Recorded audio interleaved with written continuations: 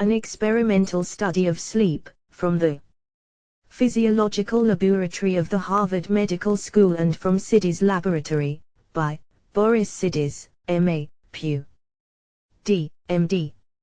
Author of Psychopathological Researches T.N. Mental Dissociation to Dr. Morton Prince in appreciation of his originality in philosophy and psychology and of his staunch friendship towards the author. Cu Hara I Quarter IT. Quarter 3. Quopra 4. Quarter VZ Quarter 6. Quora 7. Quarter 8. Quarter 9. Quora X. Quopra equals 11. Quopra 12. Quopata 12. Bibliography Contents Part J. Experimental Introductory Remarks. Theories of sleep. The conditions of sleep. Intermediary states. The induction of sleep states. Experiments on frogs. Experiments on guinea pigs. Experiments on cats. Experiments on dogs. Experiments on children. Motor reactions of infants, children and adults in subwaking and sleeping states. Part I. Theoretical cell energy, threshold, stimulus exhaustion and sleep. Motor consciousness and sleep. 14, 19, 20, 29, 33, 39, 54, 67, 75 or 99. Part I. Experimental hypotheses. Non-Fingo, Newton. An experimental study of sleep. Quopta J. Introductory remarks. Writers on sleep complain that little attention /n/ has been paid to the subject, that it is sufficient to open a textbook on physiology to be convinced of the fact that the physiology of sleep is almost entirely neglected, inasmuch as the school physiologist usually dismisses the subject with a few phrases, often quite general and devoid of meaning. It is quite true that while one cannot as a rule be satisfied with the imperfect state of textbook physiology which usually lingers in the hind ranks of the battleground of science, still one cannot blame the textbooks for avoiding such a delicate subject, the nature of which is so uncertain and so highly problematic. In addition to the uncertainty of the subject of which the more conservative of school physiologists fight shy, there seems to be an ill-defined feeling which is not without some good foundation, namely, that sleep is not entirely a physiological subject, that sleep presents some very important aspects that need be taken into consideration which the physiologist is unable to deal with by his usual methods and from his standpoint alone. Moreover, there may be another reason for the indifference of school physiology to a subject which is otherwise of such a vital importance in the whole domain of animal life. Man is more interested in active than in passive states. It is therefore natural that the physiologist should devote his attention more to waking life than to sleeping states. Besides, physiology dealing essentially with activities and functions tends to ignore states which are usually regarded as the very acme of inactivity. With the advance, however, of biological, physiological and psychological sciences, even states of passivity can no longer be ignored. Their conditions, causation and nature must be studied and closely investigated, especially if those states are found present throughout the ascending line of animal life. The conditions for the study of sleep become all the more favorable as we reach man. We find that sleep states in man's life are no longer unstable and taken by snatches, because the watchfulness requisite in wildlife under the constant strain of the struggle for existence no longer obtains. In man's life, sleep states become more or less organized, systematized and are no longer disturbed. They alternate rhythmically with waking states. More than 1/3 of man's life is passed in sleep. It seems that this fact alone should indicate the importance of sleep states in man's cycle of biological and physiological processes and should arouse the interest of the scientific investigator. As a matter of fact, some scientific thinkers have given the subject of sleep a good deal of their attention. Although textbook physiology passes over the subject with a few meaningless phrases, the literature of sleep is really very extensive. It may be well before we proceed with the exposition of our own observations and experiments on sleep to give first a brief review of the chief theories on sleep. Quopter IJ theories of sleep. From the very earliest times man wondered about sleep and attempted some explanation of it. It was supposed that in sleep the soul wanders away from the body and leaves it in a lifeless condition. Many of the savage tribes are on that account afraid to waken people lest the soul may be frightened away and not return at all to the body. That is why even at present we often hear the saying that sleep is the companion of death. On the other hand, death is often described as sleep. On the same basis, dreams were explained by the primitive mind. The soul in sleep leaves the body and wanders away. On its wanderings the soul meets with all kinds of adventures, and it is such experience that gives rise to dreams. In sleep the wandering soul, not encumbered by the gross body, can visit great distances in a short time and can even communicate with heavenly powers, with angels and gods. The impassive soul reluctant flies, like a vain dream, to these infernal skies. Modern spiritualists adopt this ancient belief in full or express it as the release of human personality from the subliminal. The scientific theories of sleep are numerous, but they can be reduced to a few main types. This reduction will help the reader to become oriented in the vast literature that has gathered about the subject. The theories of sleep may be classified as follows: 1. The physiological theories, which may be subdivided into A. Mechanical and B. Chemical. 2. Pathological. 3. Histological. 4. Psychological. 5. Biological. The mechanical theories are of the circulatory variety and are usually much favored by physicians. They attempt to explain sleep by changes in the blood circulation of the cerebrum. As far back as the 18th century, the theory of sleep greatly in vogue among the physiologists was congestion of the brain favored by the position of the head. This view was entertained by Haller, J. Miller, Hartley and others. Cappy has somewhat enlarged on it, inasmuch as he ascribes sleep to the venous congestion of the brain. This congestion of blood was supposed to bring about pressure on the brain with the result of depression of all the cerebral functions. The great psychologist Hartley summarizes the physiological theories of his time thus: it appears then that during sleep the blood is accumulated in the veins and particularly in the venal sinuses which surround the brain and spinal marrow. And it is agreeable to this that in most dissections after lethargies, apoplexies, etc., the venal sinuses of the brain and consequently those of the spinal marrow which communicate freely with them are particularly full.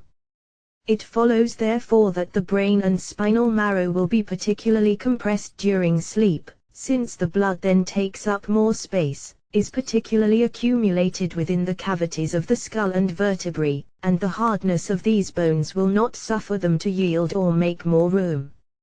In short, this compression will result in sleep. These generalizations were favored by observations on the famous case of the Parisian beggar whose injured skull gave the opportunity to observe the rise and fall of the exposed cerebrum in the waking or sleeping state. Recently Mosso claimed the same causation of sleep and on similar observations. As to the circulatory changes proper, two opposing views have been taken. Some, such as Durham, Close Bernard, Kussmaul Howell, Learman, de Fleury ascribe sleep to cerebral anemia. Others again, such as Brown, Cherney, Broadman maintain that sleep is due to cerebral hyperemia. Clippard in reviewing the circulatory theories of sleep quotes Richard's apt criticism: sleep and waking states bring about all kinds of changes in cerebral circulation depending but little on the position of the head. Birds whose hemispheres have been removed still present the same changes of sleep and waking. Biologically regarded, sleep is a far more general phenomenon than that of the presence of a brain irrigated by a blood circulation. Finally, the activity of a tissue is not entirely dependent on the amount of blood circulating in it. There are however still more cogent objections to such theories of sleep, objections which clearly show the incongruence of the circulatory theories. We shall point them out further in our present study. We may turn now to the chemical theories, which are far more favored by the conservative physiologist, inasmuch as they fall in with what the physiologist regards as more scientific. With the experiments of Pettenkofer and Voigt on the respiratory quotient, new life was injected into sleep theories. Those two investigators have found the respiratory quotient 2 pounds is diminished during sleep. The tissues absorb relatively more oxygen during the day than during the night. This fact of the using up and impoverishment of blood of intermolecular oxygen started new life in the theories of sleep. Flieger, SOM and others attempted to work out a scientific theory of sleep based on research of the biochemistry of the cell and the intermolecular activity of the oxygen molecule or atom. Flieger's authority lent vitality to this view, so that even Hubel, whose theory of sleep is really psychological in character, tries to shelter it under Flieger's physiological wings. With the chemical theories we pass by degrees into the pathological theories of sleep. Already in the early part of the 19th century, Marshall Hall proposed the view that sleep was a kind of epilepsy. This view, however, met with little favor, because of lack of facts to support it. With the advance of chemistry and of its application to physiological research, and especially with the rise of the modern views of the role of autointoxication and toxins in diseases, the pathological theories of sleep were resuscitated under the new guise of autointoxication.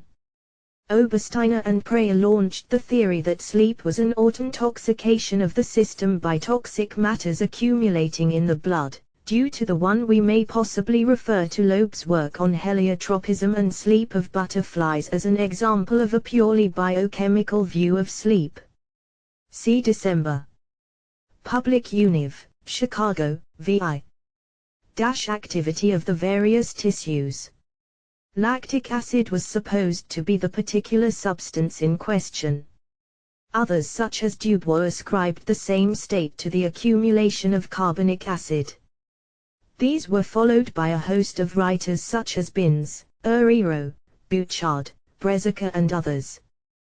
The toxic and autotoxic theories of sleep enjoy quite a wide popularity, because they fall in with the scientific notions of the age.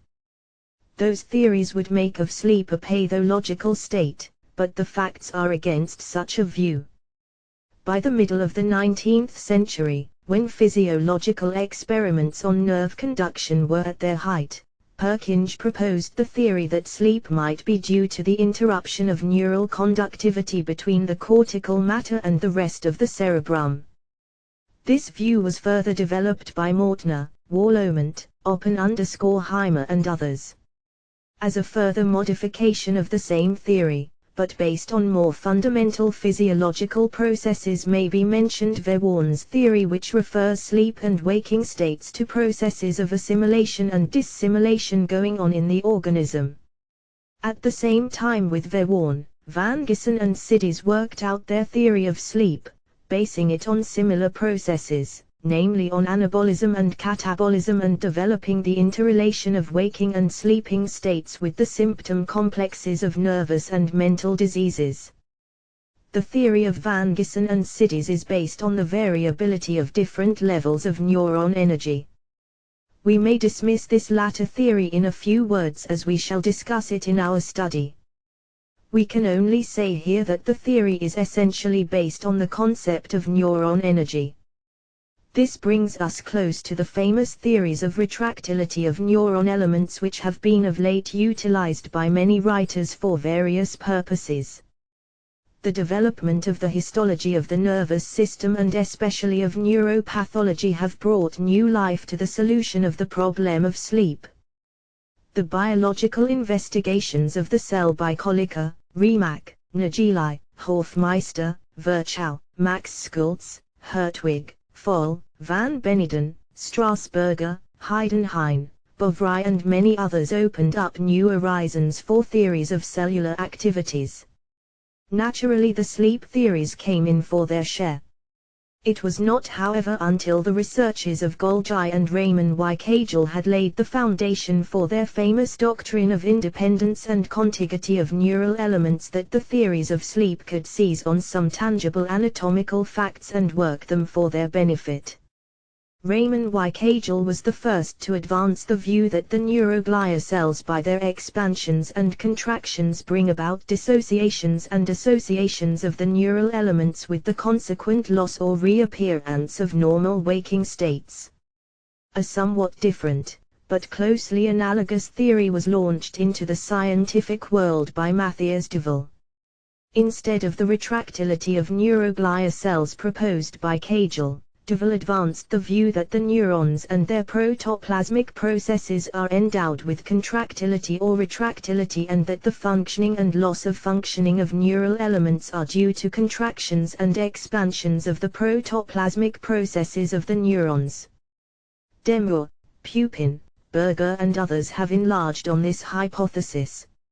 At first even Verworn accepted this hypothesis, although he discountenanced it afterwards. Sidis assumed provisionally the same hypothesis for abnormal dissociative manifestations, but refused to accept it as an explanation for the phenomena of sleep which do not warrant the assumption of such hypothesis. The psychological theories of sleep date from antiquity. The popular explanation is very simple: it is a description of the phenomena, a description which the popular mind often takes for an explanation of the phenomena in question. Sleep is an abeyance of mental life, sleep is a rest of consciousness. Modern physiologists and psychologists who maintain the psychological theory of sleep have not much improved on that statement. The only modern substitute is that of inhibition. Brown, Sequa, Wundt, Siemens, Forel, Oscar Vogt, all in different scientific phraseology refer sleep to inhibition of cerebral activity, especially of the frontal lobes where mental activity is supposed to reside according to some authors. Manasine in her work on sleep echoes this view and comes to the conclusion that sleep is the resting state of consciousness. Surely it is an elaboration of the obvious, if one has to write a whole volume in order to arrive at such an important conclusion. Degree the only one who really made some advance in the psychological theory of sleep was Hubel, privat docent at Kiev University, Russia. I can say his is an excellent piece of work based on a series of well-performed experiments. Unfortunately, when I started my experiments, I was not acquainted with the work of that investigator. I have gone over in my experimental research a good deal of the same work and may say that Hubel's experiments have been fully confirmed by me. Although Hubel's theory is incomplete, there is a good deal of truth in it and his work well deserves the attention of the student of sleep. His view may be briefly summarized in the following statement: mental activity depends on the incoming peripheral, sensory stimulations. Where such peripheral sensory stimulations are absent, mental activity is in abeyance and sleep results. In other words, brain activity depends on sensory activity, which in its turn depends on peripheral stimulations. Psychologically stated, consciousness is a function of sensations which in their turn are a function of external stimuli or impressions. In accordance with this view, a series of experiments have been carefully carried out by Hubel.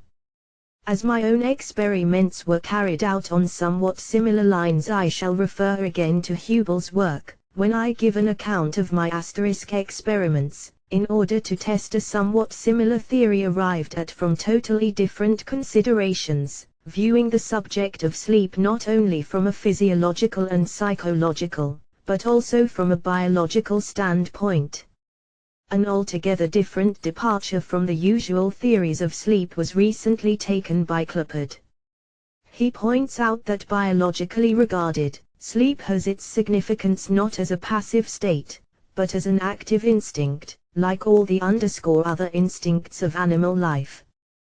To put it in his own words, le sommeil n'est pas une état purement négatif, passif, il n'est pas la conséquence d'un simple arrêt de fonctionnement, il est une fonction positive, un acte d'ordre réflexu, un instinct, qui a pour but cet arrêt de fonctionnement, ce n'est pas parce que nous sommes intoxiques, ou épuisés, que nous dormons, mais nous dormons pour ne pas l'être.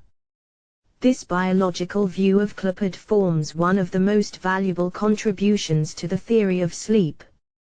It throws altogether new light on the subject of sleep, and many obscure until now unexplained facts can be understood in the new light of the biological standpoint taken by Clifford.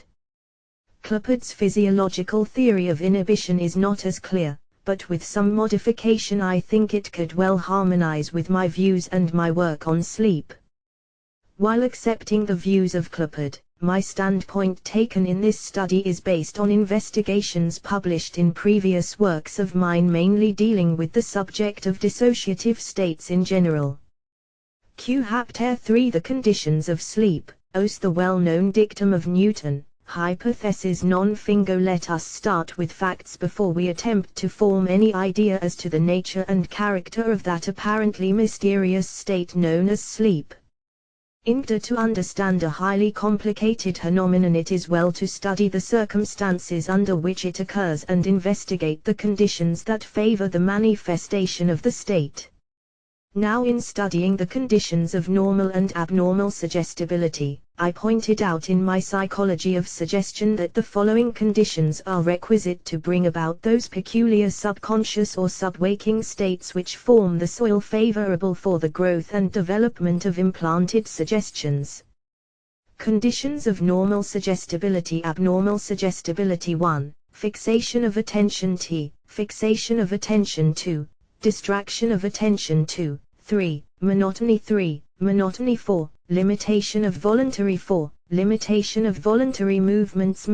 5. Limitation of conscious. 5. Limitation of consciousness. 6. Inhibition. 6. Inhibition. 7. Immediate execution of 7. The suggestion I have further pointed out that what we really bring about under such conditions is a dissociation of consciousness. In the normal waking state, the dissociation is transient, fleeting, disappearing at the very moment of its appearance, while in abnormal suggestibility the states are more or less permanent. In other words, the waking state tends to disappear under the conditions mentioned above. Now, to induce sleep, the first requirement is the displacement of the waking state. It is evident that the conditions that favor the suppression of the waking state would also favor sleep states. As a matter of fact, I have often observed in my patients and subjects that the conditions by which I intended to bring about a subconscious state in general and a hypnotic state in particular have often resulted in ordinary sleep. I have found quite frequently that the close observation of the conditions of monotony, limitation of the voluntary movements, limitation of the field of consciousness and of inhibition, brought about not a hypnotic state, but ordinary sleep. I began to experiment on myself and found that I could put myself almost at any time into a state of deep sleep by closing my eyes and keeping perfectly still, dismissing all ideas from my mind, closing shop, so to say. I was able to put myself into a quiet, prolonged and often very refreshing sleep. I have further succeeded in the treatment of many cases of insomnia, by following the same lines in bringing about good therapeutic results. After many years of experimentation and observation, I have come to the conclusion that this could not possibly be an accidental matter, but that there must be some close interrelation between sleep states and the conditions of normal and abnormal suggestibility. In other words, the conviction was almost forced on my mind by the facts that the conditions I found requisite for the induction of dissociated states and for normal and abnormal suggestibility in general play also an important role in the induction of sleep. There is one fact that is specially worthwhile noticing in the process of falling asleep, and that is, the circumstance that we do not tumble into it in spite of ourselves, that we go about it in a deliberate, maybe cold-blooded fashion. We have to make up our minds and decide whether or no we want to go to sleep, or whether it is best for us to be asleep, and when we decide in the affirmative, we undress and go to sleep. The whole affair is not the after effect of some narcotic, toxic, autotoxic bodies, nor the result of some involuntary automatic mechanism. It is a voluntary act, the result of decision. In this respect, sleep is very similar to the abnormal state of suggestibility in which subjects can be artificially put. The state of abnormal suggestibility, the hypnotic state, is not induced by accumulation of toxic products in the system. The state can be brought about at will under the conditions described above. It is a purely voluntary affair, requiring the cooperation of the subjects and the experimenter's attention, active and steady. In fact, subjects whose attention is poor, imbeciles, idiots, insane persons, or persons whose attention is constantly wandering and fluctuating, are extremely difficult to hypnotize. These significant facts, so often overlooked by writers on the subject, force on one the conclusion that the psychic factor is of the utmost importance in the formation of sleep states. If we now scrutinize the conditions under which drowsiness and sleep occur, we find that they differ in some very important points from those requisite in the induction of hypnotic states. In the bringing about of hypnosis, the most favorable condition is the fixation of the attention on some object, perceptual or ideational. So much is this condition of fixation of importance that some writers describe the nature of the subconscious by this one condition of the attention. Arid characterize the hypnotic state, not without some show of plausibility, as a cramp of the attention. Such a sweeping statement is not entirely true to fact, but it is true that fixation of the attention, steady and persistent, without flinching, constitutes a very important factor in the induction of the hypnotic state. In sleep, however, we observe that the condition is somewhat modified. It is not fixation of the attention that is conducive to sleep. In fact, fixation of the attention is more favorable to insomnia or to the prolongation of the waking state. What is requisite is a relaxation of the attention. If fixation of the attention is present at all, it is only present in so far as it is requisite to have the attention relaxed, which under some conditions requires either an effort of the will or the presence of specially favorable circumstances. It is the will to give up all active relations, sensory and motor, with the external environment. In hypnosis there is present at first a strained state of attention. In the induction of sleep the strain is practically reduced to its minimum. In the formation of sleep states all active desire must cease. That is why people with intense, active desires and emotions find it so difficult to fall asleep. On the other hand, such intense desires and strong emotional states may, if taken advantage of at a favorable moment, become the best condition for bringing about states of suggestibility, hypnosis and all forms of dissociation. In fact, in this respect we may say that the sleep states differ fundamentally from hypnotic states. Suggestibility, which is the characteristic trait of subconscious states and of hypnotic states in particular, is absent in sleep states. While hypnosis and allied states are characterized by a greater facility of reactions to external stimulations, the sleep states on the contrary are characterized by an almost complete suppression of the more complex reactions associated with mental processes. In other words, in hypnosis and allied states there is a suppression or inhibition of the inhibitions present in waking life. In sleep, on the contrary, the inhibitions are intensified. If put in terms of the threshold theory advanced in my work, Multiple Personality, we may say that in hypnosis and allied states the thresholds are lowered, while in sleep states the thresholds are raised. If we turn once more to the conditions of sleep, we find that limitation of the field of consciousness and limitation of voluntary movements play a very important role in the bringing about of sleep states. In this respect, Hubel's shrewd observation is correct. The cutting off of all external stimulations tends to bring about a languid condition akin to sleep. Prisoners in solitary confinement, unless they find a source of mental activity by getting some external stimulations to awaken their mental life, have a tendency to sleepiness. Where attention is relaxed, or the interest in external impressions is gone, their drowsiness supervenes. In the limitation of voluntary movements, a mass of muscular sensations as well as kinesthetic sensations is kept from pouring into consciousness. The result is a lowering of mental activity, a rise of thresholds characteristic of sleep.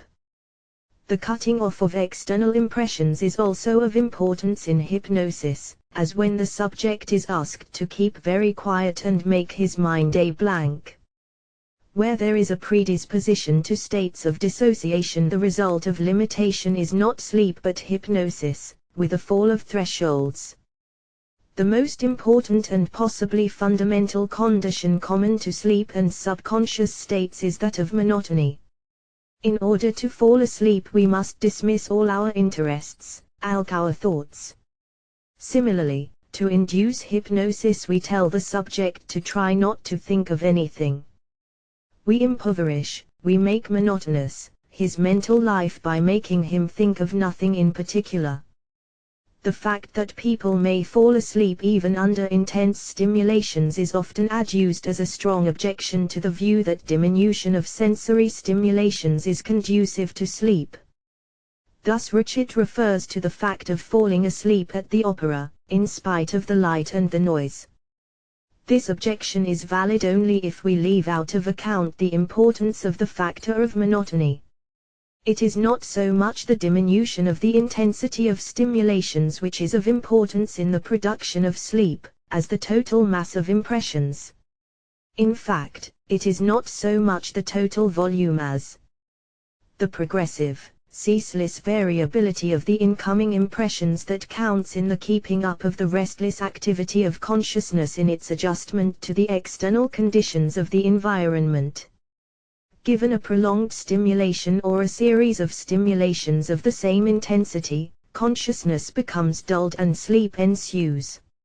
In fact, the more intense the monotonous stimulations are, the deeper is the state of sleep. It is interesting to note that under such conditions the intensity of the series of monotonous stimulations tends to keep up the sleep state. With the cessation of the monotonal stimulations, the sleep state tends to disappear. The miller falls asleep under the continuous uniform noise of his mill, and wakes with the cessation of the noise.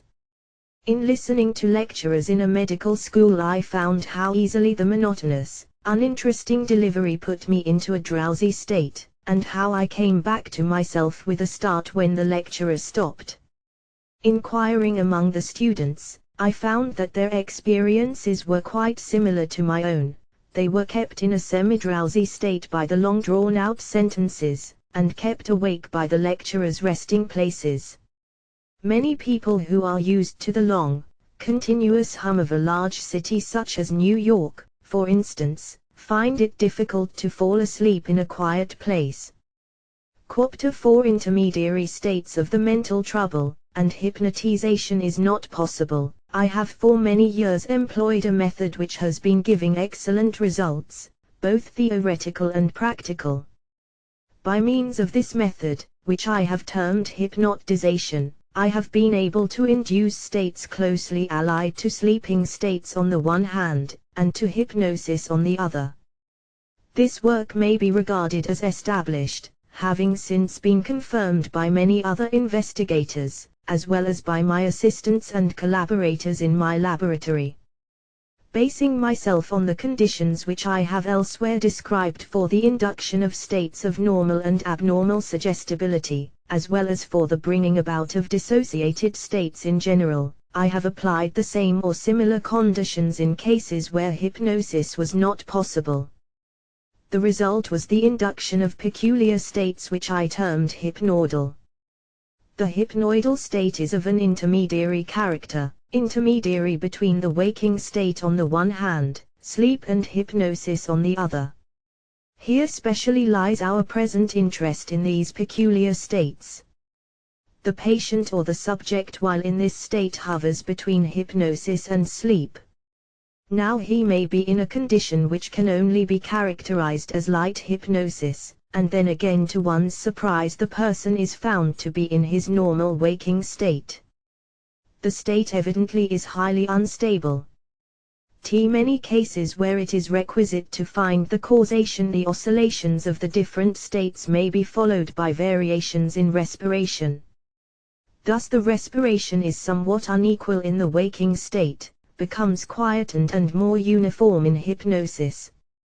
When, again, in the hypnoidal state the respiration is slow and with little or almost no variations, it becomes disturbed when the patient passes into waking state, and becomes uniform when he passes into hypnosis or sleep. The method of hypnoidization shows clearly how the conditions of normal and abnormal suggestibility are utilized and modified in the induction of hypnoidal or intermediary states. I say modified, because it is just on such slight modifications and variations of the conditions mentioned above that the whole matter of hypnoidal states hinges. A quotation from a previous work of mine giving a short description of the methods of hypnoidization and of the character of the hypnoidal state will be opportune here.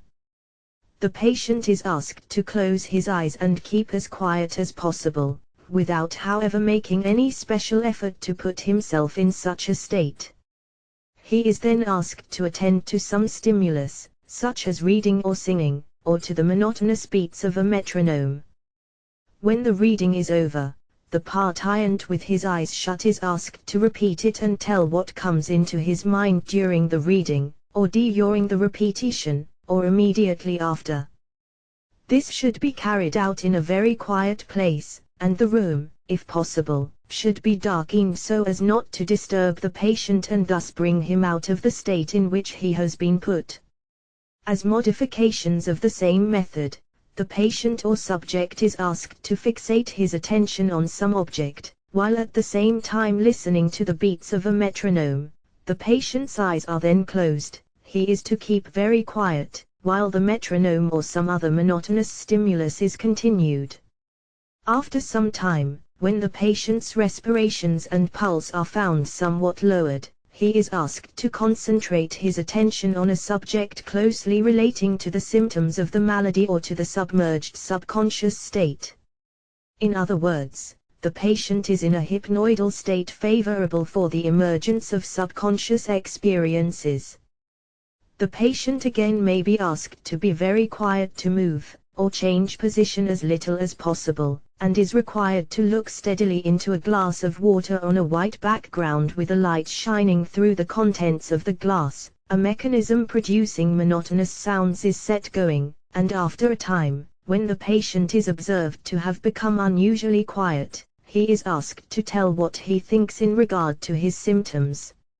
In other cases it is sufficient to put the patient in a relaxed condition, have his eyes shut and tell him to think hard of the particular dissociated states. Now in working with the method of hypnoidization, I have often observed in using it that the patient at first tries to concentrate his attention and seems to fall into slight hypnosis, but pretty soon he is fully awake. In closely watching this condition I found that at first the patient attempted to fixate his attention, then lost control over it. His attention being relaxed, he fell into a sleep state, out of which he emerged again, owing to the partial presence of the idea of the necessity of concentration of the attention, as well as to the partial watchfulness present. It is this alternate and incomplete relaxation and concentration of the attention that keeps the patient on the borderland of wakefulness, hypnosis and sleep. In some cases the hypnoidal state passed into hypnosis. Thus in one of my cases, VF, at first I obtained only hypnoidal states, but after some time the hypnotic state gained ground and the subject passed into typical hypnosis and finally into somnambulistic state. In other cases I have observed that preliminary to the passing into the hypnotic state proper a short interval is present which may be regarded as a hypnoidal condition. In many other cases the patient is not in the hypnotic condition, but still there are phenomena present which remind one strongly of the hypnotic state. The close relationship of the hypnoidal state and of hypnosis is sometimes forcibly brought to the mind of the experimenter. Some patients while in the hypnoidal state are observed to become unusually quiet, less talkative, relaxed and after a time distinctly cataleptic. The patient has apparently passed into hypnosis. In most of the cases the hypnosis is of very brief duration. On the other hand, in other cases the subject falls into a sleeping state without as much as touching on hypnosis. The hypnoidal state is on the borderland of waking, sleep and hypnosis. Sub-waking seems to be an appropriate descriptive term of the hypnoidal state. Like sleep and hypnosis, the sub-waking hypnoidal state greatly varies as to depth and duration. It may range from the full waking consciousness to deep hypnosis. The same patient may at various times reach different levels, so that not all the hypnoidal states are of the same depth, and in that respect they are very much like sleep and hypnosis, which really are not always of the same depth. What is specially characteristic of the hypnoidal states is the difficulty of fixing them for any length of time. They dissolve into mist as soon as an attempt is made to seize them. They are extremely fleeting and evanescent. What specially interests us is the close relationship of the hypnoidal state with sleep states. The hypnoidal state is the bridge that connects the waking state not only with hypnosis, but also with sleep. To enter sleep or hypnosis one has to pass through the intermediate state, the hypnoidal state. We may also add that this holds true not only in the case of passing into any of the hypnotic or sleep states, but also in the case of passing out of them. A close observation of cases will show that in awakening from hypnosis, as well as from sleep, there is present a short period occupied by a peculiar condition of consciousness, a condition which is no other than the hypnoidal state. It is such states between sleeping and waking, whether on the way to or from sleep, that may be designated as subwaking, and are akin to hypnoidal states. The subwaking states are characterized by the trait of suggestibility. Suggestions are fully possible in such conditions. In fact, in all those cases where hypnosis is impossible or impracticable, the hypnoidal states can be utilized for the same purpose. The subwaking or hypnoidal states are utilized by me and by many other investigators in a systematic and methodical way for the obtaining of submerged subconscious experiences. This clearly shows that the subwaking states, while being of the character of sleep states, are also in close touch with states of dissociation. One important characteristic of all subwaking states is the formation of hallucinations, which indicate states of dissociation under which alone hallucinations can take place. On falling asleep, hallucinations crowd consciousness, and on awakening a crowd of fantastic percepts, often giving rise to disconnected dreams, haunt the halls of consciousness. We may possibly term the intermediary subwaking states leading into sleep as hypnagogic states, and the dream hallucinations formed hypnagogic hallucinations.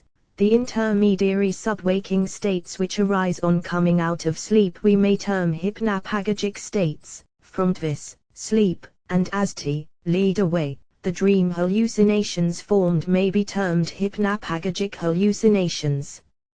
In passing from waking states into sleep and again from sleep into waking, we pass through those intermediary subwaking states. We may graphically represent those intermediary, transient, subwaking states as follows, in other words, in going to sleep or rising out of it, as well as in entering into hypnosis and its allied states and coming out of them. The transitory, subwaking, hypnoidal states are passed through. The subwaking states may therefore be regarded as truly intermediate. The subject in passing through the subwaking hypnoidal states may either fall asleep or pass into hypnosis. Facts thus clearly indicate that sleep states are closely interconnected with intermediary subwaking states discovered in my investigation of the subconscious. In the study of sleep, then, we must devote our attention to the investigation of transitory subwaking states which form the transition between waking and sleeping. Chapter V. The Induction of Sleep States. Wing to the kindness of Dr. Walter B. Cannon, Professor of Physiology at the Harvard Medical School, I was given the opportunity and facilities to perform some experiments at the physiological laboratory of that institution. I wish to thank Dr. Cannon for all the kindness and consideration he has shown me in the carrying out of the experiments on sleep at his laboratory. Guided by the work, on account of which was given in the previous chapters, I undertook a series of experiments on the induction of sleep in different animals. I thought it might be well, since sleep belonged to animals as well as to man, to start my experiments on animal life, beginning with lower animals and ending with man. My experiments were carried out on frogs, guinea pigs, cats, dogs, infants and adults. It occurred to me to use the same methods to bring about sleep under the conditions of normal and abnormal suggestibility in all those various representatives of the ascending scale of animal life. I consequently tried to induce sleep under the conditions favorable for the bringing about of the intermediary, subwaking, hypnoidal states. Now I pointed out above, that the transient character of the subwaking hypnoidal states was due to the variability of the conditions under which they were induced. Hence the fact of oscillation or instability of such states, the subject now plunging into hypnosis, now into sleep, and then again emerging into the light of the waking state. Hence the mixed manifestations observed in the subjects, when in the hypnoidal state, now presenting the trace of hypnosis. And one, I take here the opportunity to acknowledge my obligations to Dr. Morton Prince and to Dr. B. Cannon for the many helpful suggestions given to me in the revision of the manuscript. Now of sleep. My point therefore was to induce sleep and its allied states, subwaking and hypnoidal, keeping as closely as possible to the conditions of normal and abnormal suggestibility. Now I found in my experiments on the induction of the intermediary hypnoidal states in man that the conditions of monotony, limitation of the voluntary movements, limitation of the field of consciousness were of the utmost consequence. In my present experiments on animals I followed the same line of work and as far as possible reproduced the same conditions. I tried to limit the incoming sensory impressions, to limit the voluntary movements and thus produce a monotonous state by the continuous inhibition of new and varied stimulations. After narrowing down the animal's psychophysiological activity, I invariably found that when I succeeded in maintaining closely the same conditions which had been found favorable in human subjects for the induction of subwaking states, the animal uniformly fell into a passive condition closely analogous to the subwaking state and in many instances into a deep sleep.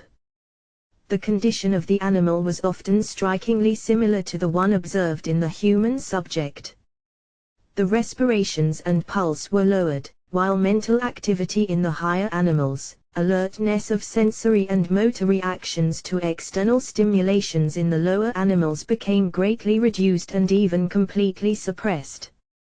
In the higher animals, such as dogs, a transitory cataleptic state, a state in which the voluntary muscles retained the position given to them, could be observed accompanied by a disturbance of respiration and heartbeat.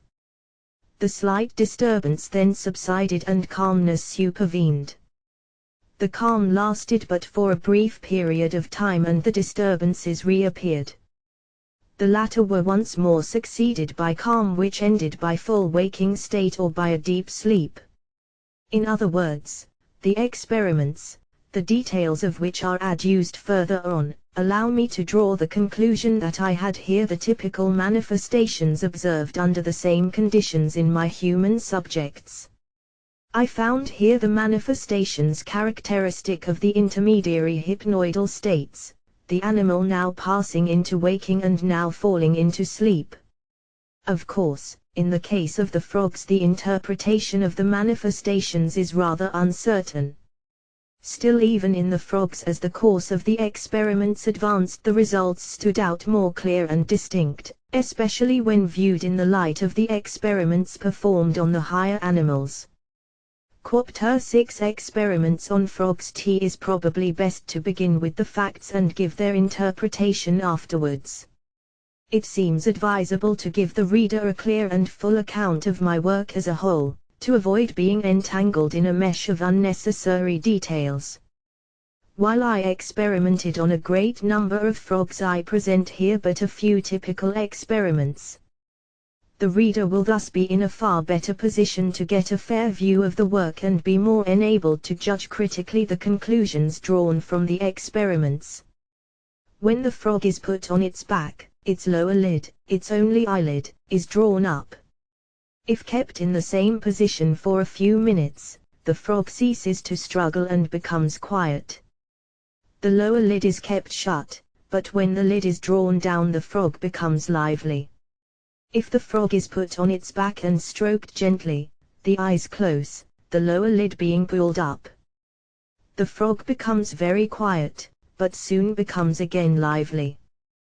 The frog was kept on its back for a few minutes. It was held down and its voluntary movements were restricted. It soon became cataleptic.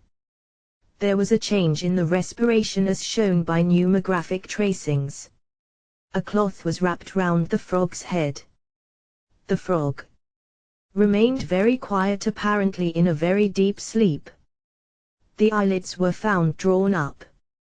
The same experiments were repeated on other frogs, small and large, and the same results were obtained.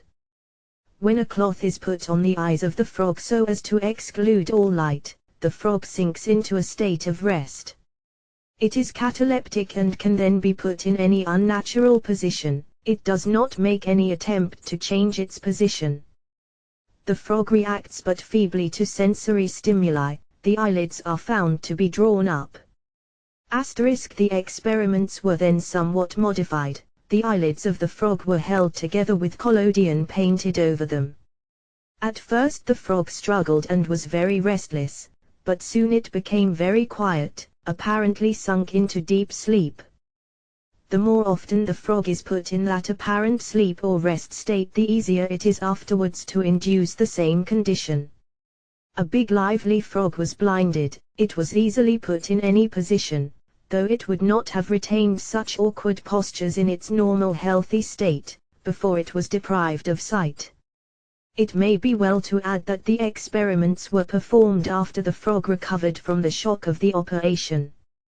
The blinded frog could be manipulated far more easily than any other specimen of its kind. It could be placed in any awkward position and would remain so indefinitely until disturbed.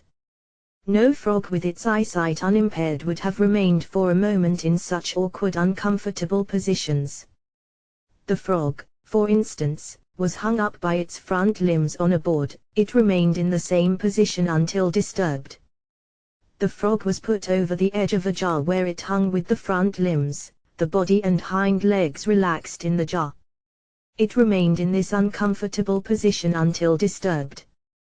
The blinded frog was left in the jar for a few days and then the same experiments were repeated with the same results. The frog was turned on its back. It remained in the same position, as if frozen and turned to stone. The flame of a match was applied to him and he responded to the pain stimuli very sluggishly, but did not turn over. The respiratory and swallowing movements were reduced from 60 to 48 per minute. If left undisturbed, he would remain in the same position indefinitely. The frog was put in a jar. he tried to jump out of it. Body and forelimbs were outside the jar, but the hind legs remained in the jar dangling. He remained in this position without any change. It seemed as if he fell asleep and forgot about the jumping out. It reminded one of the story of the sleeping kingdom. To control the experiments on the blinded frog, I took a healthy frog which was not operated and closed its eyes firmly. It was put in a very awkward position. It remained hanging over the board without any movement for a period of 5 minutes. Respirations became very slow. In this position I could carry it round the laboratory without disturbing it in the least. After 5 minutes it opened its eyes slowly and changed its position. The blinded frog was put in an upward sitting posture. Its back was supported by a board so that it should not tumble over. In this attitude it remained without change for a long time. A healthy, not blinded frog was then taken, and after having closed its eyes firmly with my fingers for a period of a few minutes, it was put in a sitting posture similar to the one given to the blinded frog. The healthy frog remained, as if stiffened in the same position. Respiration fell to 48 per minute. During the whole period of the experiment the respiration and heartbeats were greatly reduced. Response to sensory stimuli was very sluggish, the limbs were in a state of relaxation. After a few weeks the blind frog was still alive and kicking. It kept very quiet and could easily be put into a cataleptic state. The blind frog remained in the same position, when left to itself.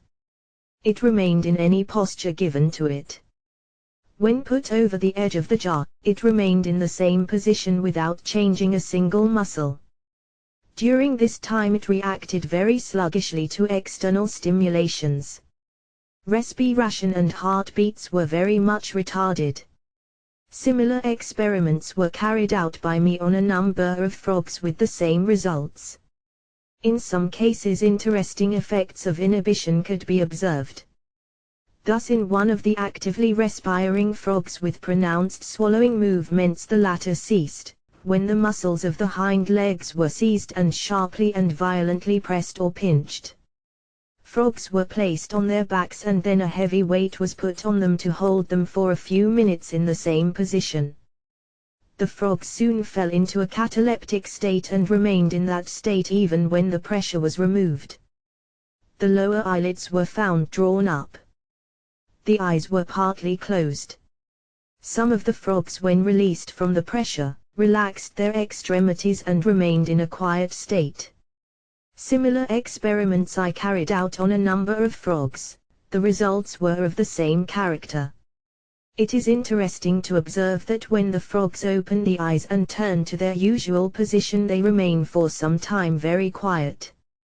Here is one point to which I want to draw special attention, and that is the significant fact that when the frogs are put in the cataleptic condition, and are from time to time restrained from righting themselves to their normal position, they finally fall into a very quiet state, the limbs are relaxed and remain in a relaxed condition. The respiration and heartbeat are greatly reduced and there is little response to external stimulations to which, though of slight intensity, they would have responded in their normal waking state by jumping away. In this respect I can fully confirm Hubel, who pointed out this fact in his excellent work on the frog. When I carried out the above experiments on the frog, I was unacquainted with Hubel's remarkable work. I was glad on reading that observers' experiments to find that the work done by me did not stand by itself, but that had struck a path which had been trodden by a previous explorer having a similar goal in view. Now when I began my experiments on frogs I hesitated to speak of sleep in frogs. When however I continued my experiments, I could not help coming to the conclusion that there are such states as sleep in frogs and that those states can be induced under conditions very similar to those we had found in human beings. Still I greatly hesitated to term the states induced in frogs sleep, I termed them rest states. I had however a lurking suspicion that they might really be of the nature of sleep states found in human subjects. I was therefore glad to find that Hubel had fearlessly and unhesitatingly described those rest states by the term we describe similar states in human beings, namely, sleep. I then took courage and walked with less hesitation and with more confidence on a path that had been unfortunately left untrodden and neglected by the foot of the scientific explorer. I must, however, add that I am not quite so sure as Hubel is that the rest states induced in the frog and described in my experiments are sleep states, but I do think that they are closely analogous to what we regard as sleep states in the higher animals. Without knowing of Hubel's work, I came pretty nearly to the same results. I observed as Hubel had before me that frogs, after they had been put in the characteristic cataleptic condition described by investigators, such as Chermak, Preyer, Danilewski and others, that the frog passed into a quiet state, the limbs, though keeping apparently the same position, really not being any longer cataleptic, but rather relaxed, that the respiration and heartbeats were greatly lowered, and that if the frog could be left in this state without any disturbance, it would remain in that quiet condition for a very long time. I did not observe as Hubel did that the frogs put in such states remained in it for over 5 hours, but I did observe that if the environment and external stimulations could be kept quiet, the frogs would remain in their passive states for a very long time. Unfortunately, the place where I worked was rather noisy, in fact unusually so, for the successful carrying out of such delicate experiments. I should not wonder then that I could not fully get all the results that Hubel got, who was working under more favorable conditions. I am not quite ready to claim that the passive states in which the frogs fall are really sleep states, a claim defended very strongly by Hubel. But I do favor Hubel's statement and think that the states of the frog, after the cataleptic state has passed, is very much like what is usually regarded in the higher animals as sleep. Now if we scrutinize more closely the series of experiments carried out on the frogs, we find present the conditions of monotony and of limitation of voluntary movements, as well as of limitation of what may be regarded in the frog as consciousness, or of the limitation of the activity of the sensorum by cutting off the regularly incoming sensory stimulations. As a result, we find something analogous to what we should have expected in the human subject under like conditions, namely, the presence of peculiar passive states.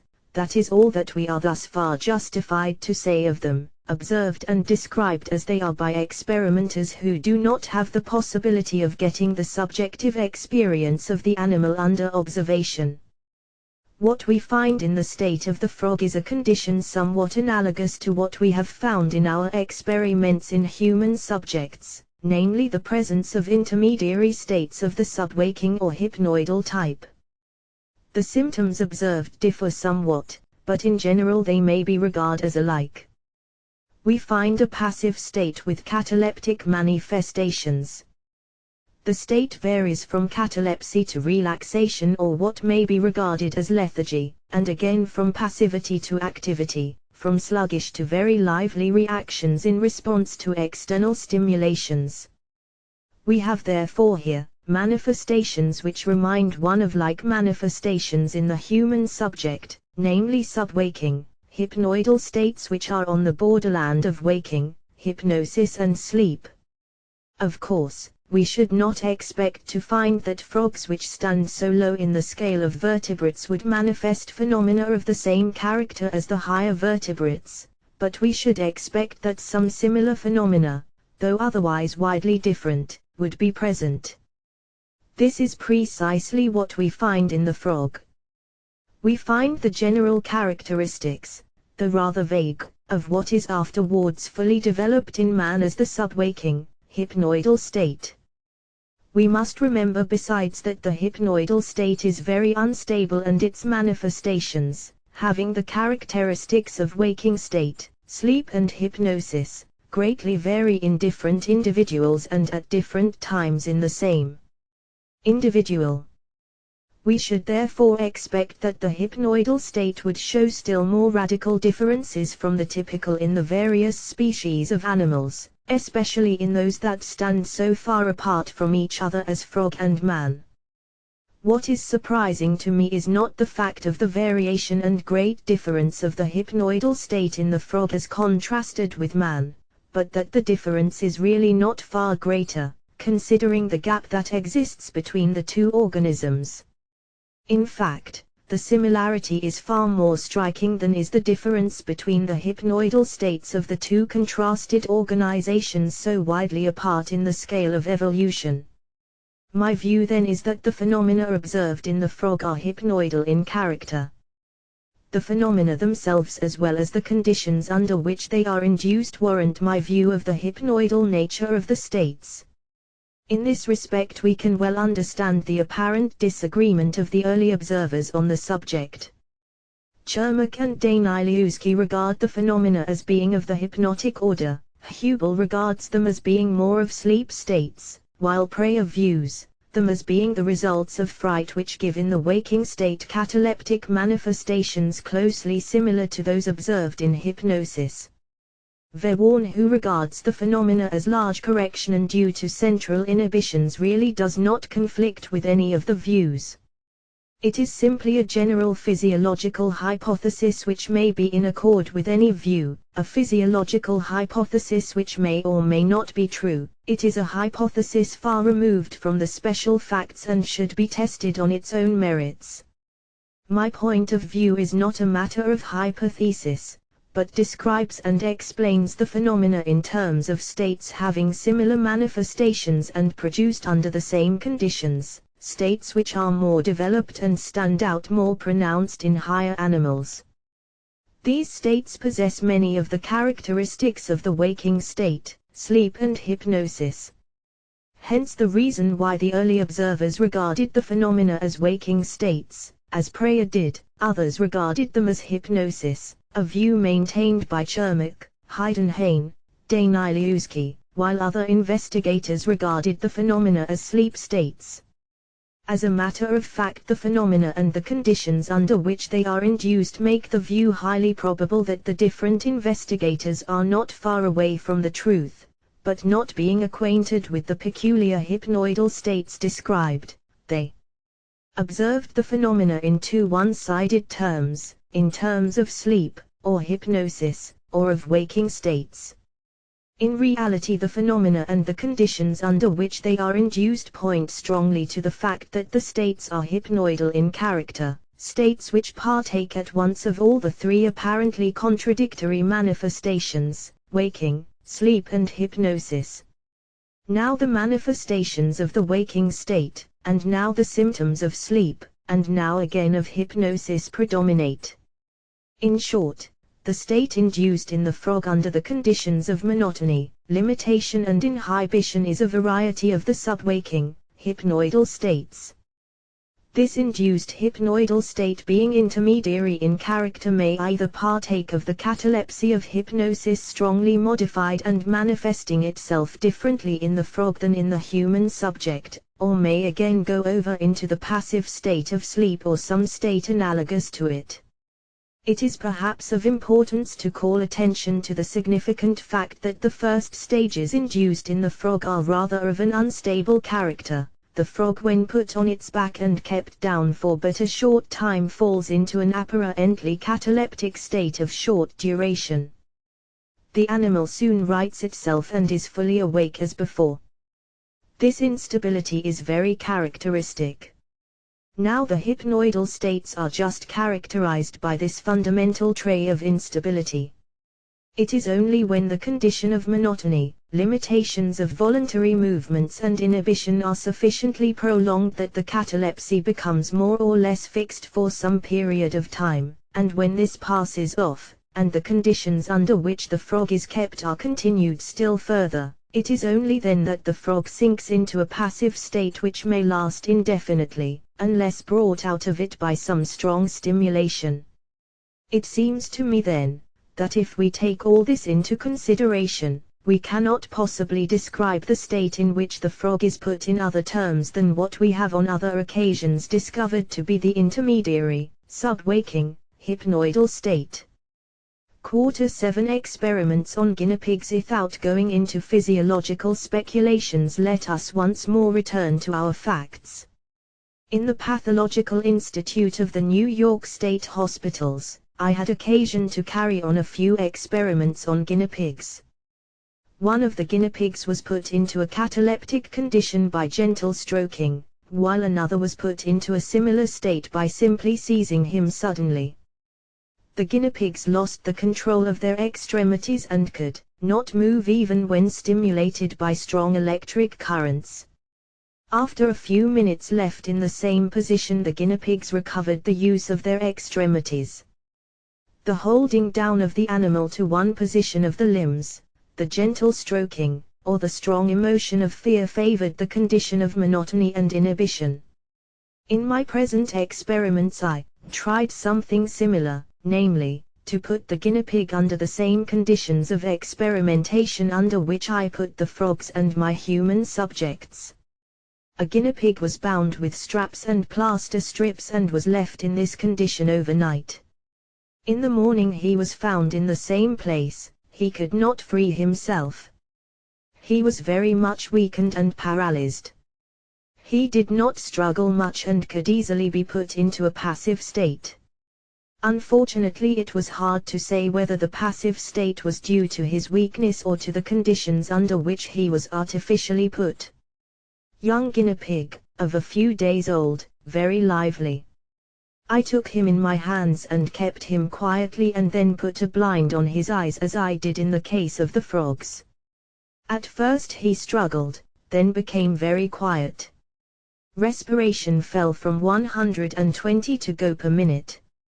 He remained in the same posture for about 35 minutes. He did not respond to stimuli such as intense noises. After 15 minutes respiration was regular and fell to 60 per minute. The guinea pig looked like a ball of immovable matter. The 29 only thing indicating life was the regularity of the respirations. After a few minutes I found that he started at intense stimuli, but still did not change posture. As he was near the end of the board, his foot slipped from relaxation of the limbs. He changed posture, but remained immovable. After half an hour he began to stir and move his head slightly. On closing the pig's eyes there was a difference in respiration. The respiration fell and became more uniform. I tried now to modify somewhat the experiments. I found that the pigs were extraordinarily lively animals and struggled a good deal. Now in my experiments on human beings where there was too much opposition to the induction of sub-waking states, I could reduce the opposition by the use of hypnotics and anesthetics. I tried similar experiments on my frogs, but the results were not satisfactory. The anesthetized frogs either reacted very much like normal animals, or when given a somewhat larger and most effective dose soon died. I attempted to paint the skin of the frog with collodion to exclude stimulations of the skin, but the frogs died in convulsions. When I soaked their skin in chloroform or ether I had the same results. Evidently the skin of the frog absorbed the chloroform or ether and produced undesirable poisonous effects. Since however I did have success with my human subjects under similar conditions, I thought I might have some favorable result in the case of the guinea pigs. A guinea pig was put under chloroform for a few seconds. Respiration fell to 48 per minute. Reflex movements were well preserved. Eyes were partly closed. The guinea pig started every time, but did not react to sound or light stimuli, and very sluggishly reacted to pain stimuli. He shivered and then closed his eyes. About 15 minutes later he began to react to stimuli. The reactions conformed to Fleiger's law. Stimulations called forth reactions on the same side. About half an hour later the pig began to feel pain, cried on sharp pinching of the front paw. Respiration was still greatly reduced. By closing his eyes and by continuous gentle stroking of his back, it was easy to make 1 CP 87, footnote. Him fall asleep. He rolled up in a ball and seemed to sleep quite comfortably. Guinea pig under ether for about a minute. Respiration and heartbeat greatly lowered. Muscles were relaxed, eyes were half closed in sleep. Later on he awoke and was fully alive to external stimulations, though not so lively as usual. I put him in my hand, kept him very quiet and closed his eyes. He evidently fell asleep as he did not open his eyes when I removed my hand from them. On the whole the pig kept unusually quiet without stirring a muscle. A guinea pig was put under ether for 30 seconds. Reflex of wiping with forepaws was present. Reactions to stimuli were rather sluggish. After a few minutes the pig awoke, but had a tendency to go to sleep again when I put him in my hand, kept him very quiet and closed his eyes. He fell into a quiet sleep, his muscles relaxed, respiration and heartbeat were much lowered. When disturbed, he became fully awake and began to eat, but went immediately to sleep again, when put in my hand and kept quiet. Now and then a passing state of resistance of limbs was observed. The limbs once changed often retained the posture given them. This state however was far from being as marked as it was found in the case of the frog. When light was excluded from one of the eyes of the animal the other eye began to contract and close, the animal became unusually quiet. Anything that excluded visual sensory stimuli and brought about limitation of the voluntary activity of the pig produced a state very much akin to sleep with now and then a slight catalepsy quickly followed by relaxation of the limbs. A guinea pig was fixed on a board, he kicked violently. Collodion was used to fasten his eyelids together and as in the case of the frog, he became quiet and ceased to make attempts at fighting.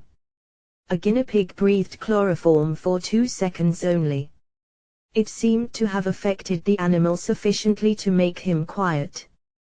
He did not fight, lost a good deal of his liveliness.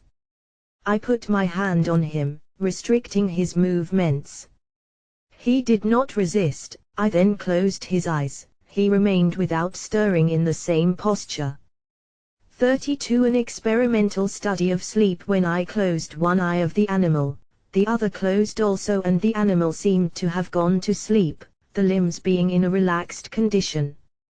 After some time he opened his eyes again, chewing movements were present, active, lively and restless, sniffing about in all directions. I once more took him in my hand, kept him very quietly, but firmly, his activity subsided, he ceased to struggle, eyes became contracted as well as pupils, finally eyes closed very slowly. The animal sank into a state of torpitude. Respiration and heartbeat fell. Thus far we may say that the experiments on guinea pigs gave results somewhat similar to those of the frogs. Though the cataleptic states were not so pronounced, in fact they were very transient. Still the induction of sleep was brought about under conditions of monotony, limitation and inhibition. It was far more difficult to bring about rest or passive states in guinea pigs than in frogs, on account of the great liveliness and ceaseless activity of the pigs. It may be objected that the anesthetics somewhat modified the result, because it might be claimed that the sleep states induced were really due to the anesthetics used. This objection however can be easily obviated by the rejoinder that the action of the anesthetic was only to reduce the extraordinary activity and restlessness of the animal and thus make it easier to induce sleep. The sleep states themselves were really produced under the same conditions as were the ones induced in frogs and in my subjects. In fact, even when the guinea pigs were really lively and active it was sufficient to subject them to the conditions described, when they gradually fell into a state very much of the character of hypnoidal states and sleep. The phenomena though were not so well marked as in the frogs. Chapter 8 Experiments on cats. The results seem more striking and convincing. As in the case of the frogs, I can only quote some of the experiments performed. It would take up too much space of the present paper to quote all of them. Besides, little will be gained by a literal transcription of my notebook, since many of the experiments are simply repetitions of one another.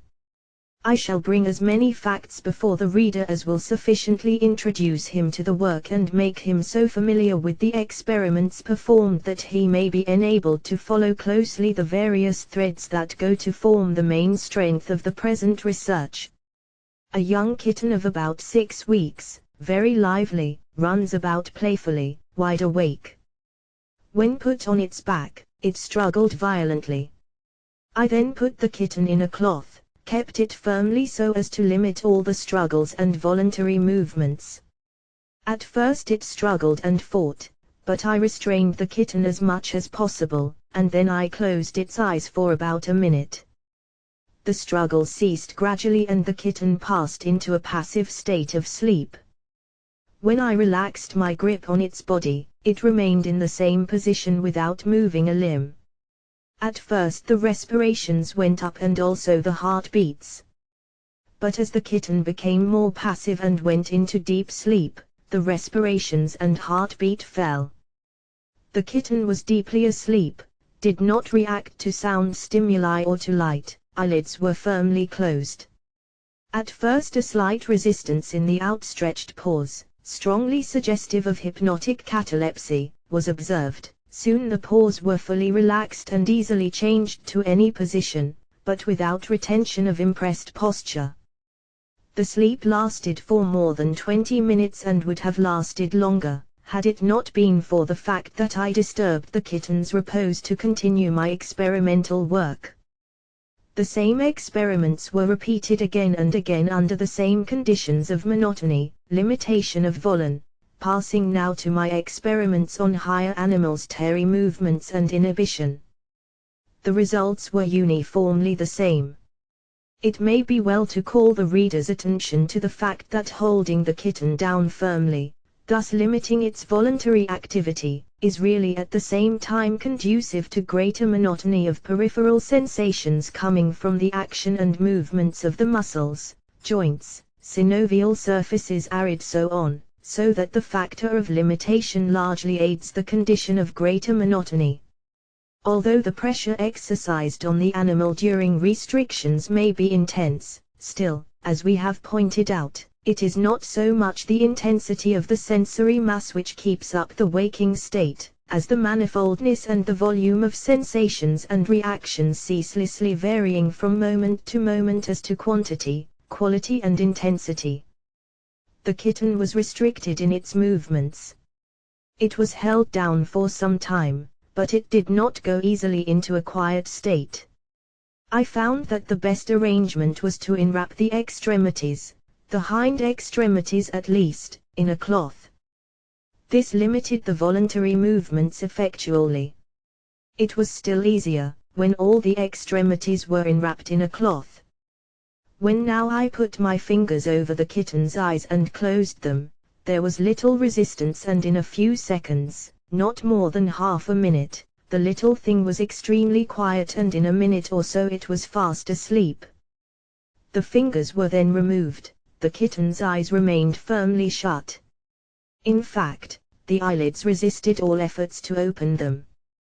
When forcibly opened, the eyeballs were found rolled up and the pupils were contracted.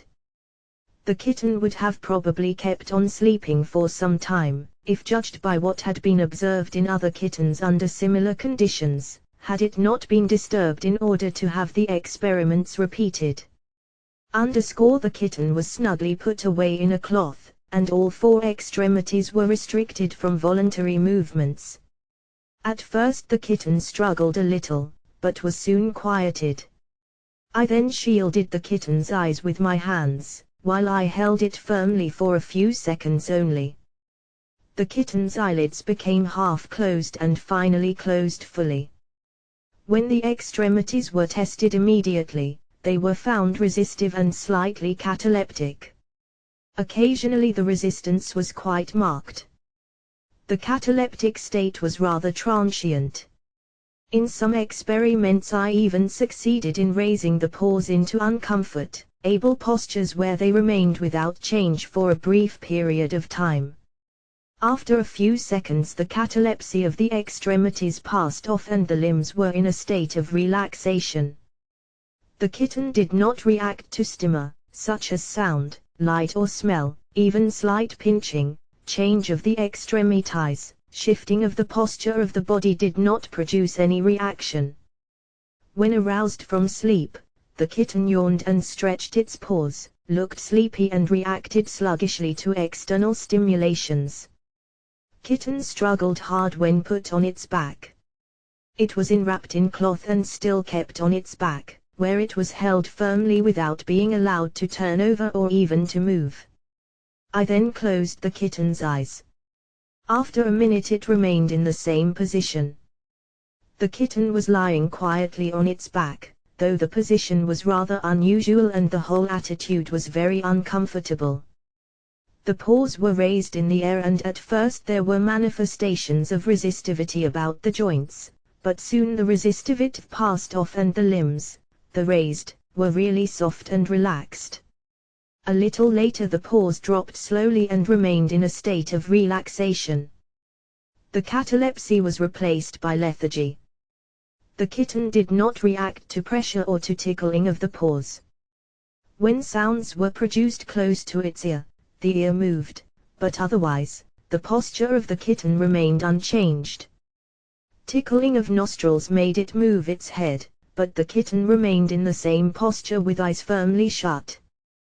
The kitten was wrapped in its cloth as usual. First the kitten was greatly excited and squealed. It was rather more difficult to make the kitten quiet than it was in previous experiments. The excitement was antagonistic to sleep. When finally quieted, which took some time, the result was even more successful than on previous occasions. The kitten was fast asleep.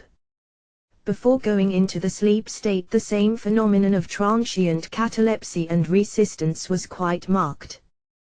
The limbs then assumed a relaxed condition. It slept so soundly that stimuli that would have awakened the kitten on previous occasions did not disturb it at all, but simply called forth reflex reactions. The kitten slept for more than half an hour. It was then rudely awakened by me. The kitten was very sleepy and soon closed its eyes and sank once more into a deep sleep. 3 kittens 8 days old. Eyes were open. Their movements were still incoordinate. They resisted, when put upon their backs. The kittens were wrapped in a cloth one by one. At first they struggled violently, but afterwards they became quiet and fell into a deep sleep. The limbs were in a state of relaxation. No manifestation of rigidity or of catalepsy could be observed while passing into or coming out of sleep. The induction of sleep took some time, but a few repetitions made the onset of sleep easier. The kittens were wrapped in a cloth and their movements were restricted. After a little struggle and spitting they went to sleep. This time no symptoms of catalepsy could be observed. The kittens were probably too young to manifest any of these phenomena, for later the phenomena of catalepsy during the time of going into and coming out of sleep were, relatively speaking, quite marked. Closing the eyes did not play such an important role in young kittens as did the condition of limitation of voluntary movements. In this respect young kittens behave somewhat similar to young infants. Kitten, 2½ weeks old, very lively. It struggled to get free. After 3 minutes the kitten was put to sleep, it was wrapped in a cloth and slept peacefully. On my attempt to open its eyes there was a little resistance, but not marked. On examination the eyeballs were not found rolled up, but they looked staring and sleepy, and the pupils were contracted. The kitten closed its eyes immediately after and went to sleep again. There was little or no response to external stimulations of sound. In the next room much noise was made by a carpenter hammering with all his force. This was not favorable to sleep, but the kitten was deeply asleep and remained undisturbed. The kitten slept for 15 minutes and was awakened by me for further experimentation. The cloth has proved itself an excellent factor in putting the animals to sleep. This may be due to the fact that the movements are well limited without much pressure. The pressure present is more evenly distributed, hence, also more monotonous, a circumstance which greatly helps in bringing about sleep. The conditions must all cooperate to bring about monotony. An attempt was made to put a kitten to sleep without the cloth. The animal was harder to handle. It took me some 10 minutes before the kitten was made quiet. It fell asleep but for a brief period of time, possibly not more than a minute. Then it opened its eyes. Now for that short period the paws were found extended, somewhat resistive to but retentive of impressed movements. The paws trembled visibly. This tremor was due to the incoordination of the motor activity of the kitten.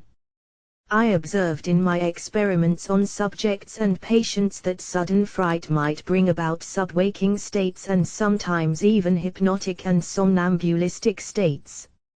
Now when tested on kittens similar results were obtained. When the kitten happened to be specially refractory, it was frightened by sudden strong stimulations or by suddenly turning it around and around.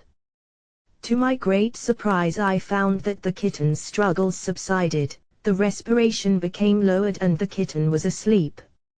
As the experiments gave like results, the few described will be sufficient for our purpose. When one of the kittens was very excited and in a fighting mood, I seized it suddenly, kept it down firmly. The animal became very quiet, fell into a passive state and then was fast asleep. Of 3 young kittens I seized one after another quite suddenly. The kittens became much excited. One after another was put in a cloth, their limbs wrapped all round and kept down quite firmly, so that they could not move. There was but little opposition and still less fighting. By way of intensifying the effect they were given a couple of good shakings. The little ones became quiet, and fell into a sound sleep.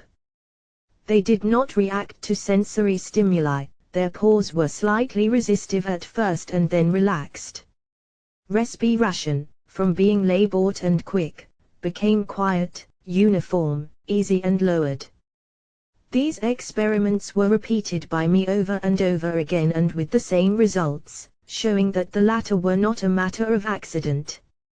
In fact, I found that when I wanted to put the little kittens to sleep speedily, to frighten them by shaking was the surest way of putting them into a more agreeable mood and thus send them off without delay into a sound sleep. In the experiments on the kittens we find the phenomena of the subwaking states somewhat more developed than in the guinea pigs or in the frogs. The cataleptic phenomena are not so pronounced as they are in the frog, but the manifestations of the subwaking states approach more closely the manifestations observed by me in human subjects. The state is more hypnoidal in character.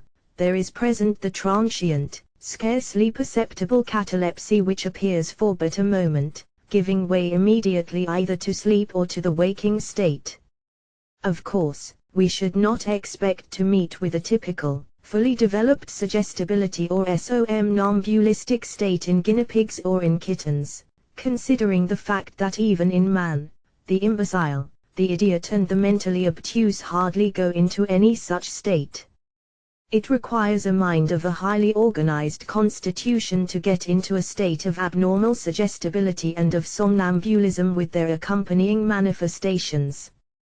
What, however, we do find is the characteristic instability of the manifestations of the intermediary, subwaking, hypnoidal states, having some of the most general somatic symptoms of hypnosis, such as slight catalepsy, but leading into a passive condition on the intensification of the state.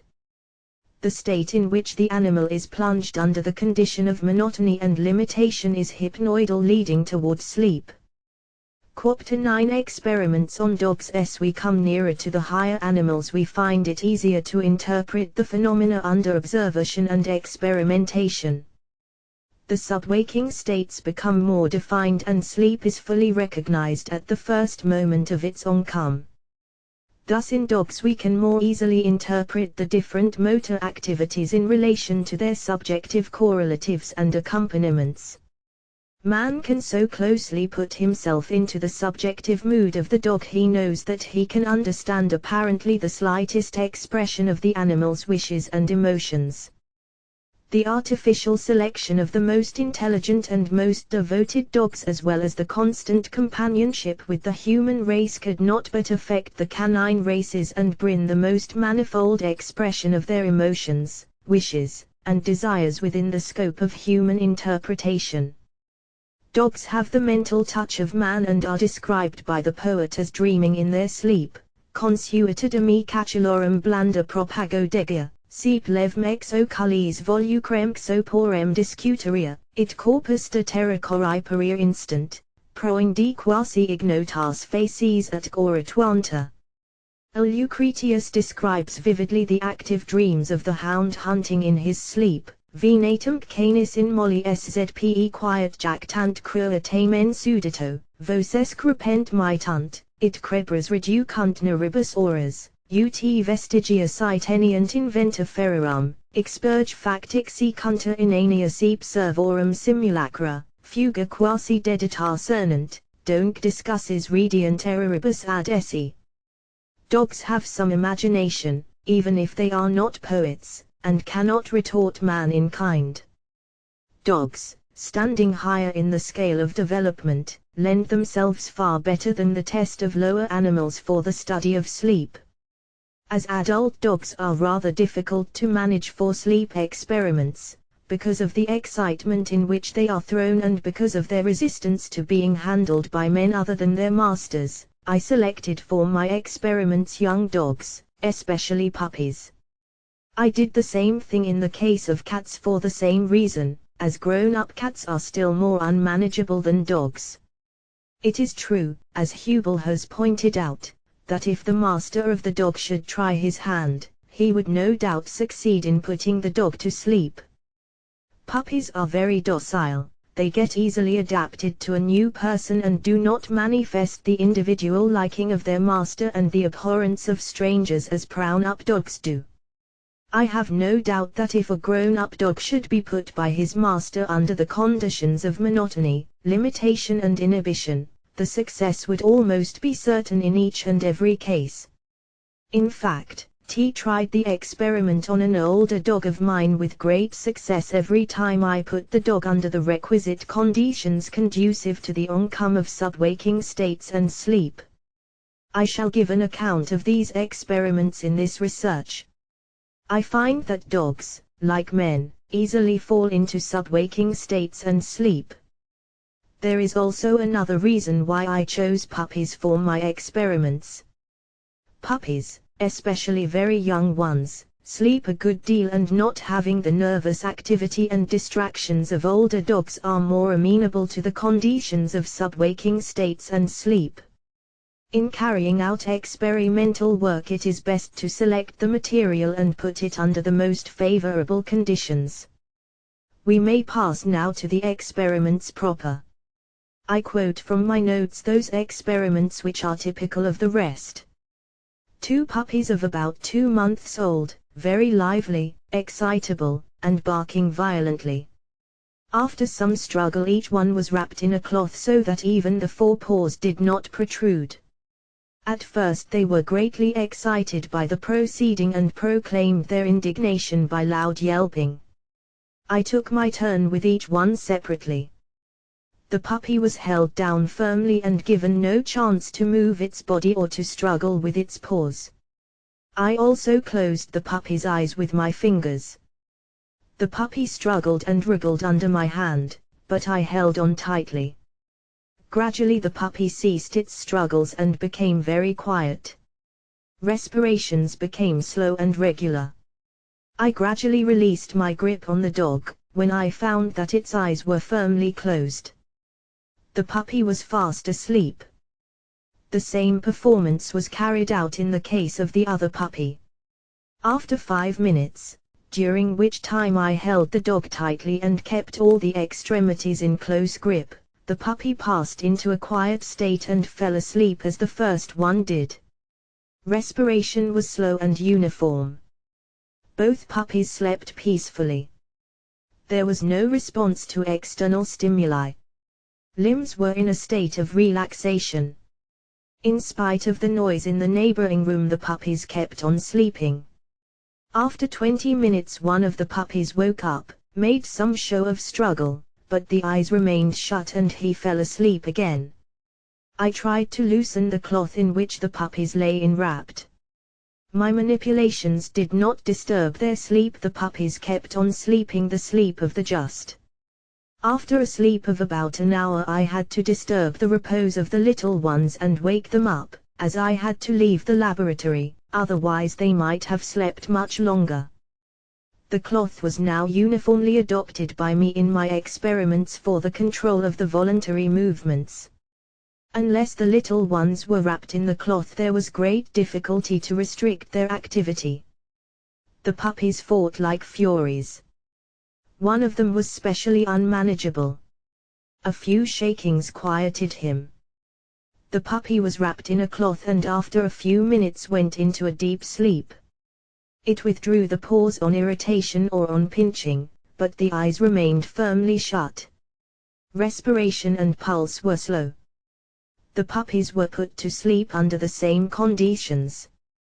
This time they could not sleep soundly, on account of the continuous noise in the next room. They woke up every time, but fell asleep again. They growled in their sleep, evidently reacting to the external noises, but they did not wake up. One of the puppies turned on one side, apparently to make himself more comfortable, and kept on sleeping. They were, however, today more restless than they were on former occasions. Maybe hunger gnawed at their entrails, maybe it was the noise of the school that the puppies could not stand. After about a quarter of an hour they woke up and looked like two little surly pups. I gathered them once more up into the folds of my cloth, and gently, but firmly, forced them to sleep again. They went to sleep much more easily with no fighting. When passing into sleep, I tested the forepaws of each of the puppies. As this time the forepaws were quite free, I could observe well their position, change them, and manipulate them. At first the limbs showed some resistance to change of retained position impressed on them, a slight cataleptic state. Then the limbs relaxed and remained in this condition till the end of the experiment. This time the noise in the adjoining room ceased and the youngsters seemed no longer disturbed. I let them sleep for about 3/4 of an hour, when I began to tickle them, pinch them slightly, and change the position of the paws. They began to move restlessly and gradually got out of sleep. The eyes opened lazily, and they evidently felt ready to go to sleep again. Before waking up fully there was a slight state of resistance in their forepaws. Catalepsy seemed to return again. This slight catalepsy in regard to retained postures and to changes of the position of the extremities lasted a few seconds and disappeared. Thus in getting out of sleep the puppies passed once more through some sub-waking state with its accompanying catalepsy. He puppies were put to sleep again.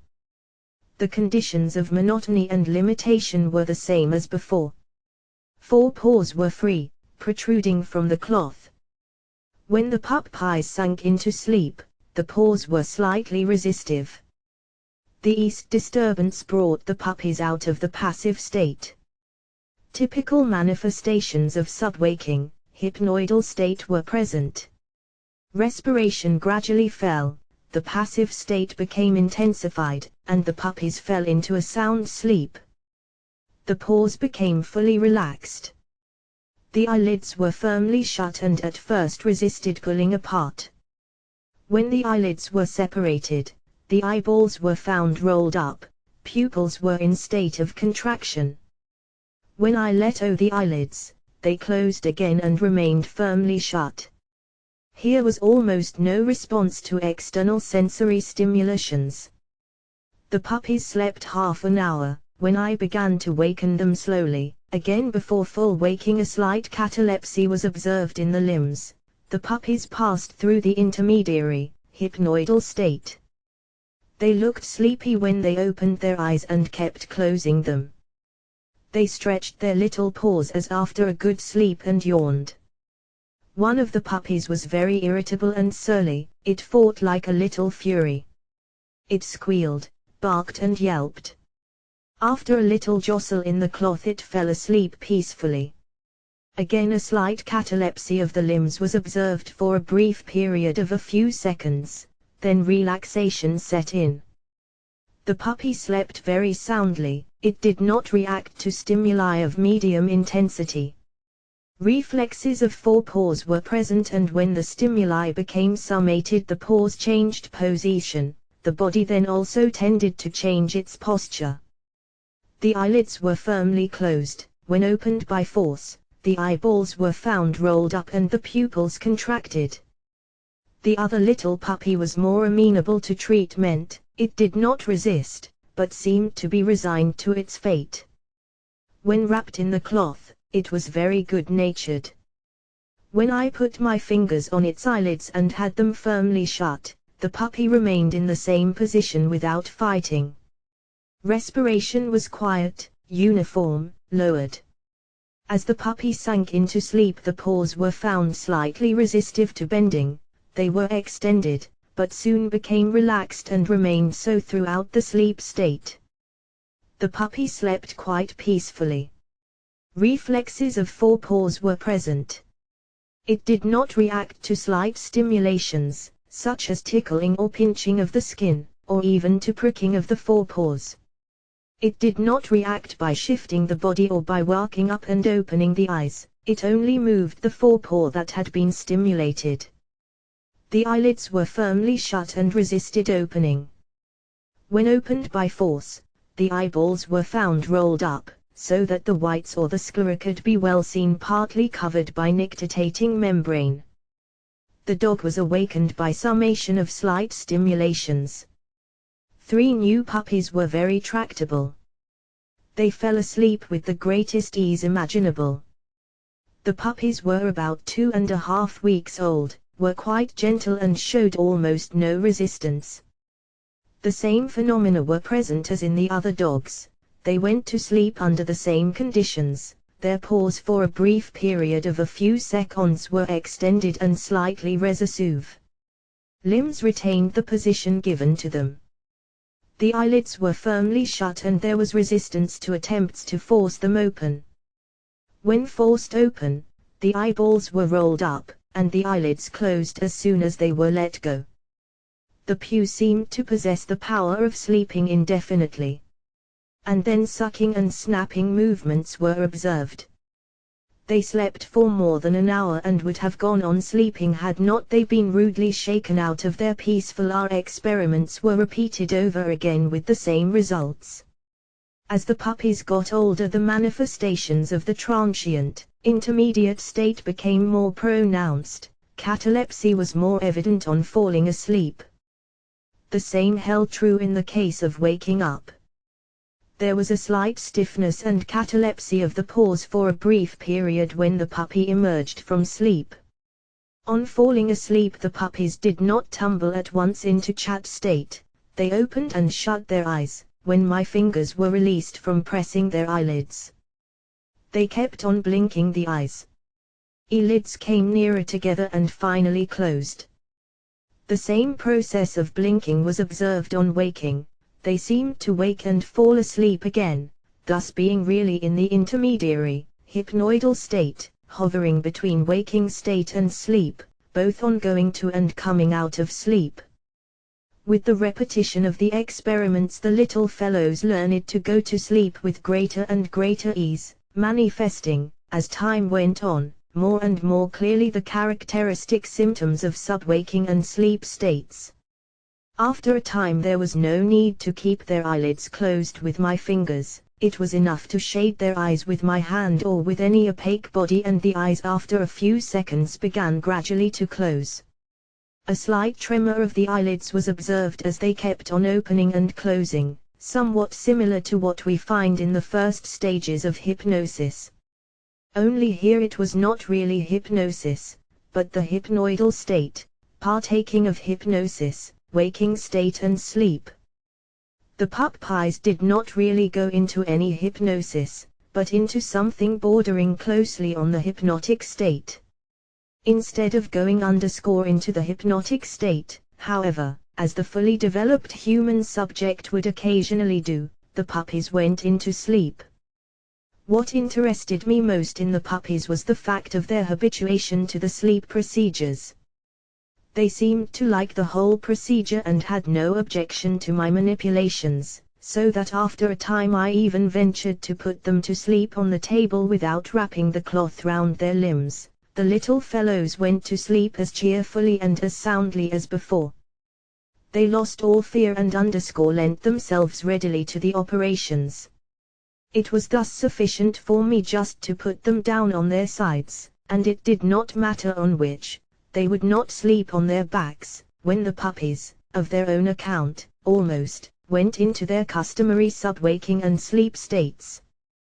Those puppies were gone and another puppy, a new trained one of the same litter, had taken their place. This little fellow was about a couple of months old and was a hard nut to crack. He was sturdy, fat and refractory. I had quite a tussle with him. It took me more than half an hour to appease him. He became quiet for a few minutes and seemed to have gone off into a passive condition closely bordering on sleep, but he was soon up and in arms again. Maybe the loud knocking in the adjoining room disturbed the experiments. I wrapped him all round in the cloth and shutting his eyes firmly with my fingers and holding him down tightly with my hands, I finally succeeded in moderating his ardent temper.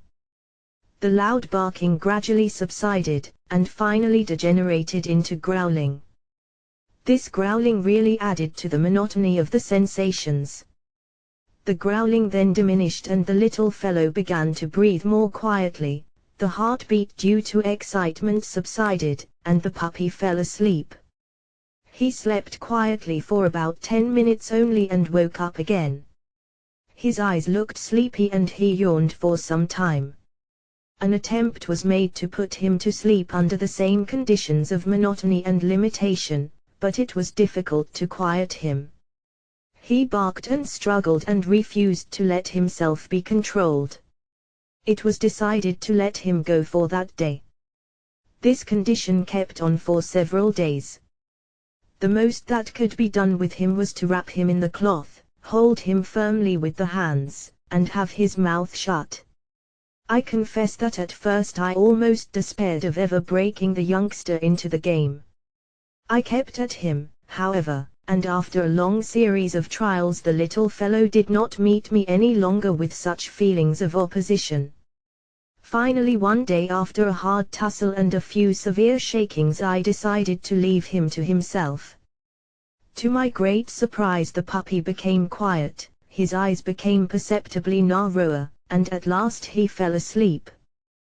The sleep was very sound. He did not open his eyes when I changed the position of his paws, nor did he even open his eyes when I tickled the paws or pricked them. The only response to those stimulations was the reflex movement of the dot paws, drawing them away from the direction of the stimulus. The eyes were firmly shut, and when I attempted to separate the eyelids, the latter resisted quite perceptibly my efforts. When I did open the eyelids, the eyeballs rolled up and the pupil was contracted. The puppy slept for about half an hour. I decided to awaken him and see what he would do and also to observe the stages which he would pass in getting out of the sleep state. The cloth was unrolled. This awakened him. He opened his eyelids, stretched his forepaws and was going to sleep again, the eyes closed. On testing his forepaws, There was some resistance, though very slight, but it could be noticed on attempting to bend the paw at the joint. The eyes opened and closed. Finally they opened fully and the little fellow stretched out his paws and yawned with a good relish as after a delightful sleep. At last then my long efforts were crowned with success. The puppy did fall asleep and in waking was observed to pass through the characteristic stages of hypnoidal states. The advantageous moment was then seized to push the matter for all it was worth, to again induce sleep under the conditions of monotony and limitation now that the puppy proved so obliging and went off into sleep on its own account. The cloth was wrapped round the puppy's limbs holding him down firmly. I closed his eyes with my fingers. The puppy, having been just awakened from his deep sleep, felt more gracious and did not kick much, opposed but little and in a few minutes fell into a deep sleep. After sleeping for about a quarter of an hour he was awakened. On awakening for a brief period the presence of the intermediary, sub-waking, hypnoidal state was observed. I immediately proceeded to put him to sleep again, giving him no respite and plunging him rapidly in succession from waking into sleep and then again from sleep into waking states. This process was kept up a few times until it was quite certain that the little fellow was under control. The puppy got thus habituated to manipulations as well as to the rapid transitions from waking to sleeping and back again. Every time he was brought out of sleep the puppy was very quiet and did not resist my efforts to put him to sleep again. At first I did not dare to observe closely and especially to experiment on the first stages of going into sleep, lest I might disturb the puppy and thus break the charm, as I was anxious that he should first of all be habituated to the process and to the sleep states under the conditions of monotony and limitation and should cease to show resistance. After a number of experiments the puppy became tractable and thenceforth the experiments could be carried on without any further protests and rose on his art. From now on the experiments proceeded in peace. When occasionally the little fellow became obstreperous, a few shakings brought him to his senses. After wrapping the puppy in the cloth, and holding him firmly with both hands, I closed his eyes with my fingers. After a few seconds the puppy fell asleep. The eyelids were firmly closed. When an attempt was made to open them, they resisted. When the eyelids were separated forcibly, the eyeballs were found rolled up. There was contraction of the pupils and when darkened with the palm of my hand, the reaction was very sluggish. When the conjunctiva was touched with my fingers, there was a slight reaction of closing the eyelids and slight shifting of head and body, but the puppy remained asleep. He slept for about half an hour and was awakened for further experimentation. On awakening, the puppy passed as usual through the transient sub-waking state characterized by slight catalepsy of the extremities. The puppy was put to sleep again with the cloth about his extremities. The forepaws were more or less loosened for observation and experimentation. The head was left protruded out of the cloth so as to observe the changes. His condition was always observed in my experiments on sleep, only in some cases the head was kept a little covered so as to keep out the light. In this case I had the head fully uncovered. My fingers were kept on the puppy's eyelids, but I removed them in a few seconds. The eyelids were found partly closed and I observed a peculiar tremor of the eyelids similar to that found in human subjects before falling into the hypnotic state. The eyes of the puppy were shaded with the palm of the hand. Gradually the eyelids closed tremulously. It could be distinctly seen how they opened partly, and then closed again. After the eyelids became fully shut, a peculiar phenomenon strikingly analogous to one manifested in hypnotic subjects, was observed. The puppy seemed to try to open the eyes but could not do it. He tried evidently quite hard to raise the eyelids, but only succeeded in raising a part of the lids. thus exposing a slit of the sclera. The eyeballs in this ineffectual effort of the puppy to open its eyes were seen to be rolled up. The eyelids closed again. The efforts on the part of the puppy to open its eyes were repeated a few times, and each time the attempts were in vain. The eyelids then closed and remained so.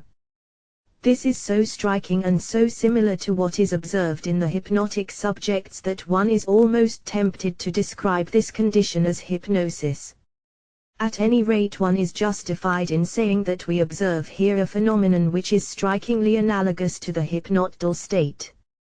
In going, then, into the sleep state, the puppy passed through a state which is evidently on the borderland of sleep and what in the human subject is described as hypnoidal. This borderland state, forming an intermediary state between waking on the one hand, hypnosis or sleep on the other, is just what characterizes the subwaking, hypnoidal state. There seemed little doubt that in going into sleep the puppy did pass through hypnoidal states. Another fact that may be of interest in the sleep of this puppy, as well as of the other puppies under observation, was the shivering in going to sleep. The extremities trembled when raised, and a transient state of resistance and catalepsy was often observed. This catalepsy was specially pronounced when the forepaw or any other of the extremities was extended and a little manipulated. It seems as if we give here a suggestion to the puppy, as is the case with the state of abnormal suggestibility in the human subject. I may add that these manifestations of the hypnoidal state were not so marked on awakening. After control was gained over the puppy, he could be handled safely. It was thought it might be well for the sake of the experiment to irritate the dog a little and see what would be the result. He was forcibly pressed and choked very slowly so as to avoid the sudden onset of excitement. He yelped, but it seemed that the habit of going to sleep was even stronger than the excitement. In spite of all the irritation, the puppy soon became quiet, and when his hind limbs were wrapped around, he soon was disposed to fall asleep. With my fingers I just covered his eyelids, but did not press on them.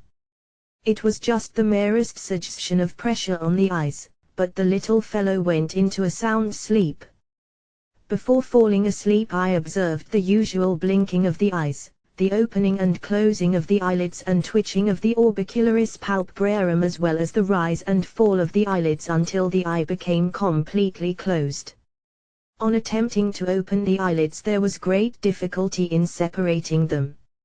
On examination the eyeball was found to be rolled up, the pupil contracted and not reacting to light. The conjunctiva was found almost insensitive. The dog responded to stimulations by reflexes of the forelimbs and on stronger stimulations by movements also of the hind limbs, but he did not wake up. At first the limbs were slightly resistive, especially when I manipulated them, pressing and kneading the muscles of the upper front leg. The cataleptic state of the extremities was, as usual, only transient, and the limbs remained during the whole state of sleep in a condition of relaxation. The same state, though slighter, was as usually also present when the dog was aroused from his sleep by a summation of stimuli. The sleep experiments were carried out on this formerly refractory puppy with great ease. In fact, the facility with which sleep was induced far exceeded the experiments performed on any of the animals handled before. It could only be compared to the ease with which a subject on repetition of hypnotization goes into hypnosis. So it is not possible to regard the sleep of the puppy as hypnosis.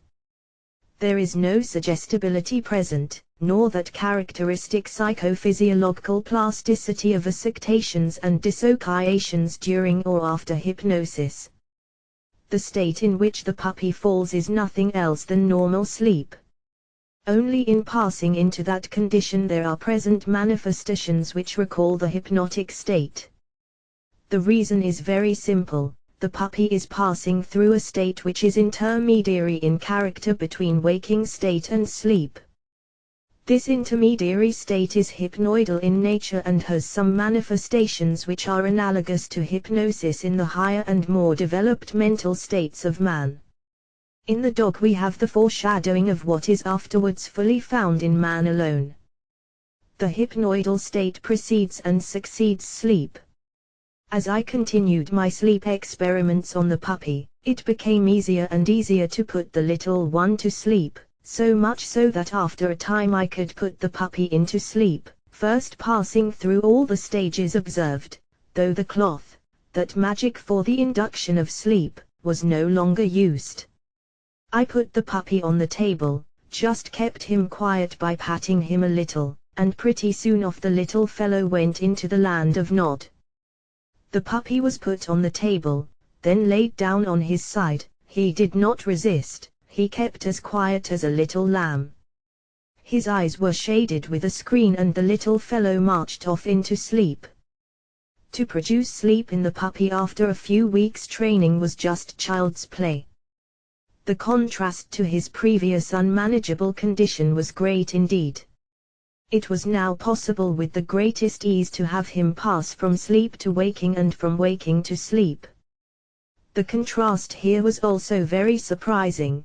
The puppy played, ran around, barked violently, and in a few moments he was fast asleep with limbs relaxed and immovable, with eyes firmly closed, eyeballs rolled up, pupils contracted, conjunctiva anesthetic, and all the sense organs dulled and stupefied, as if by a hypnotic or anesthetic.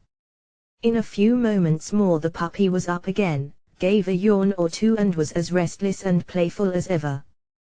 The transition from one state into the other was so rapid that it was almost marvelous. The puppy was found very restless, barking and jumping, but as soon as he was put on the table, his limbs were kept quiet for a few moments, his eyes shaded, his eyelids began to blink and the muscles around the eyes to twitch, and the fellow began to shiver, not from fear, as the heartbeat was not accelerated, but slower, and the respiration was tranquil and lowered. The shivering was one of the phenomena observed in puppies, when on their way into sleep. What was specially interesting in the series of sleep experiments was not only the significant fact that the puppy under the conditions of monotony and limitations was going off into sleep without resistance and delay, but that before going to sleep, when the eyes were about to begin to blink, and the eye muscles to twitch, the forward/tile fellow raised his eyes to me and looked at me, and then, as TF satisfied that everything was all right, off he went into his sleep contentedly. This state is often observed in the hypnotic subject. It seemed to me worthwhile to test whether the personality of the experimenter had any influence. When putting the puppy to sleep, I called Dr. Cannon to see it to test the phenomena of the subwaking hypnoidal state. To my great surprise I found that I could not succeed with the puppy as well. There was some difficulty in putting him to sleep, although there was not really active resistance. It took me some time before I could put the puppy to sleep and then test for the hypnoidal state and show it to Dr. Cannon. There seems then to be a true personality element present in the experiments. I then left the puppy for about a week. I wanted to see whether it would make any difference in the ease of putting him into the sleeping condition. After more than a week, I found that he did not submit so cheerfully as before. It took me fully 10 minutes to put him in a state of sleep. Finally he did go into a sleeping condition with all the symptoms characteristic of the subwaking and sleeping state. In about a quarter of an hour he woke up, but soon fell asleep again and slept for another half hour, after which he was awakened. He seemed sleepy and looked ready to go to sleep again, which he really did after I had kept his limbs and body quiet for a few seconds and the eyes shaded.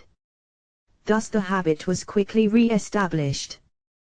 To bring the personality coefficient, so to say, more to the foreground, I decided that the dog should be put to sleep under the same conditions of monotony and limitation, not by me, but by another person.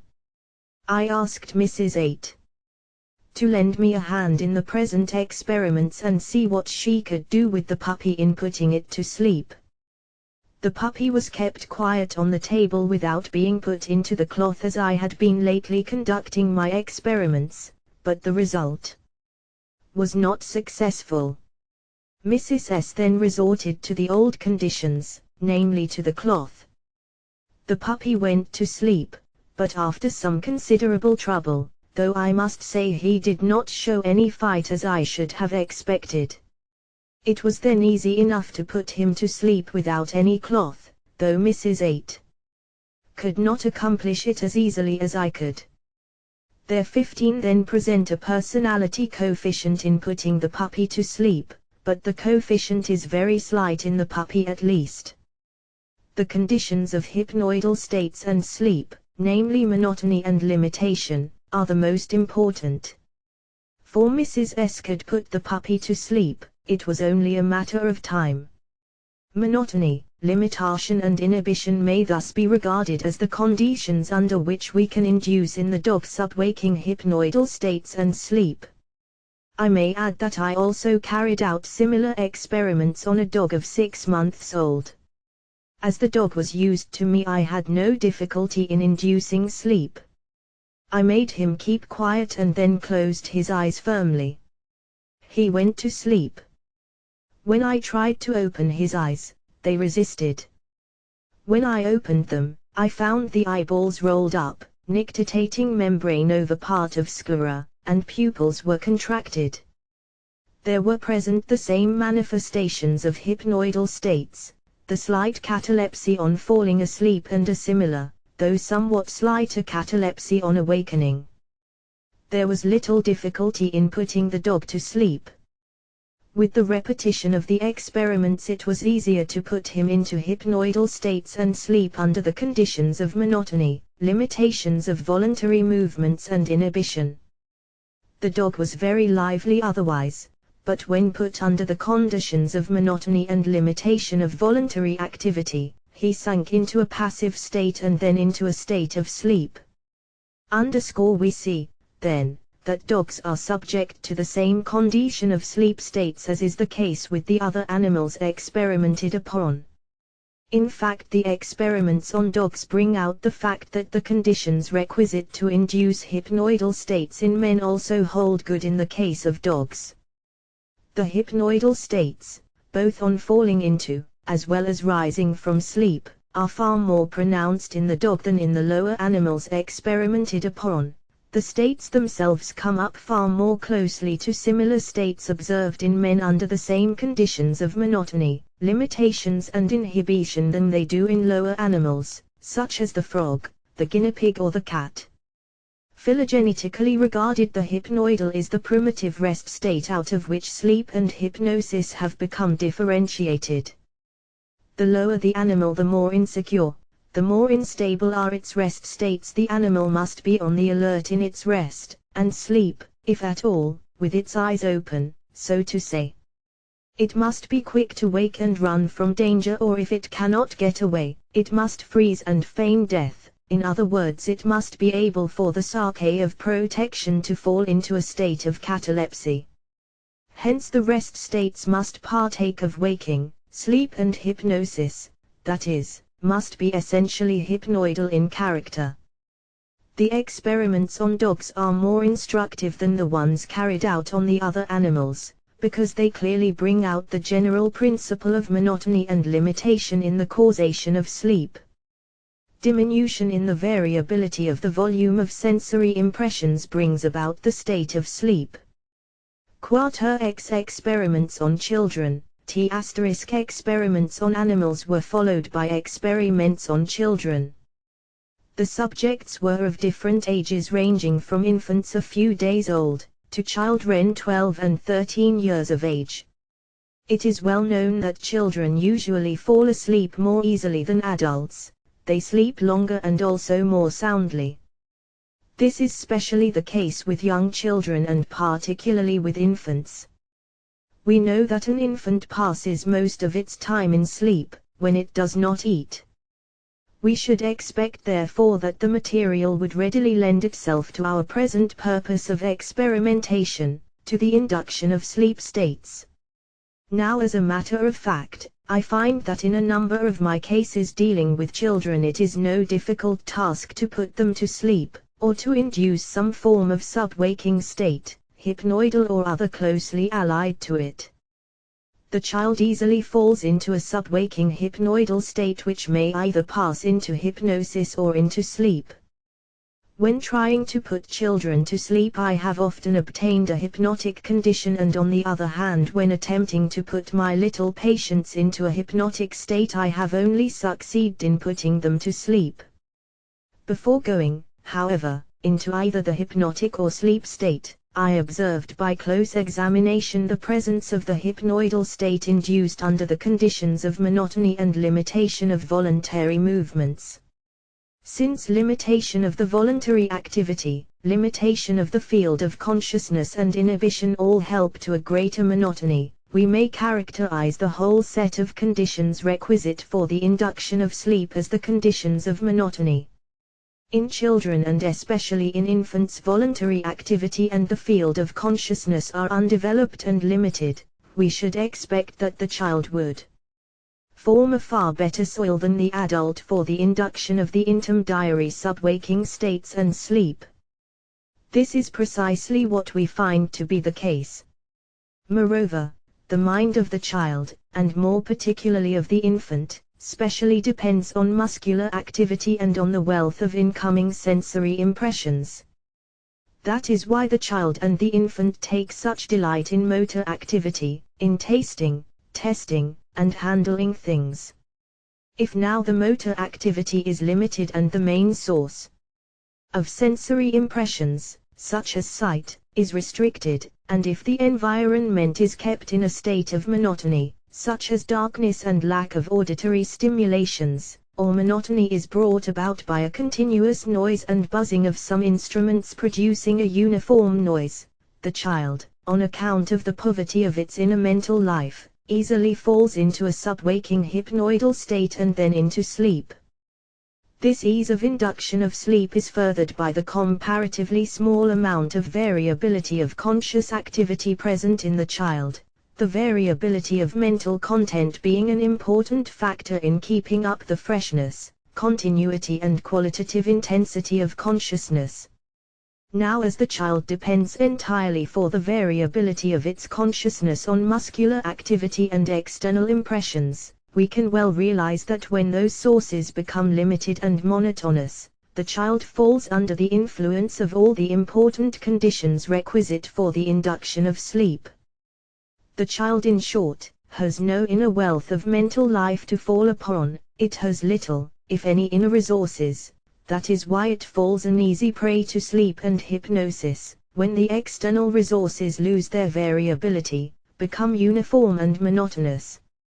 It may be well, however, to point out the fact that the conditions of sleep are somewhat different in the case of infants of a few days or of but a few weeks old.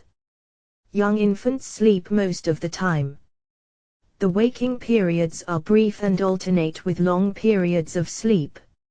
Really, the infant's state is one of sleep and he only wakes to eat. We may characterize the infant's waking states as feeding periods. The perceptual world may be regarded as practically non-existent for the infant, ego and non-ego are absent. The external world is in a chaotic state with no interests, even instinctive ones, as yet present. The sensory organs are as yet undeveloped and the sensory elements are all incoordinated and unrelated. Even the raw material going to make up the future world of the individual is still in an extremely imperfect state. In short, the material presented by the undeveloped sense organs is chaotic, undifferentiated and is at its minimum. There is really no external world for the infant, and whatever sensory impressions are present lack meaning and interest.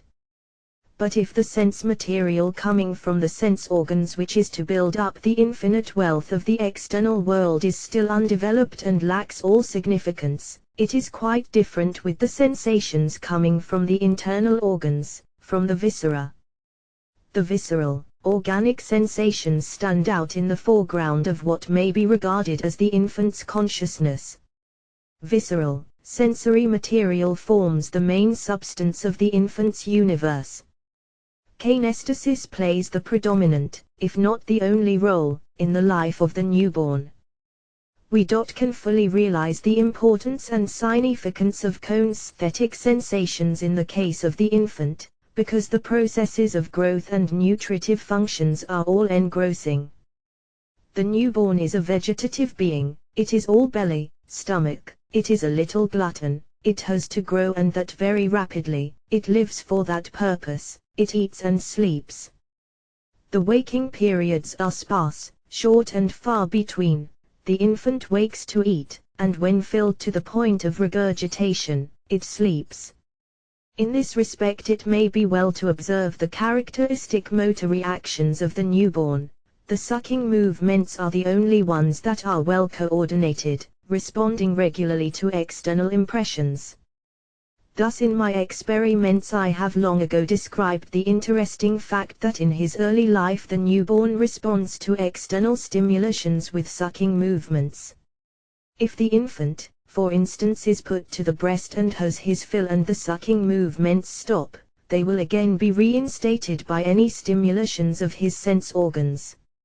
Make noise close to the infant's ears or throw some rays of light on his eyes, or tickle him, or cause him pain, or tug at the nipple, and the infant responds with sucking movements.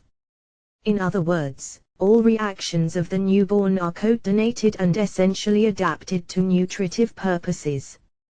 Nutrition and its psychic correlative, synesthetes, form the essence of the infant's early life.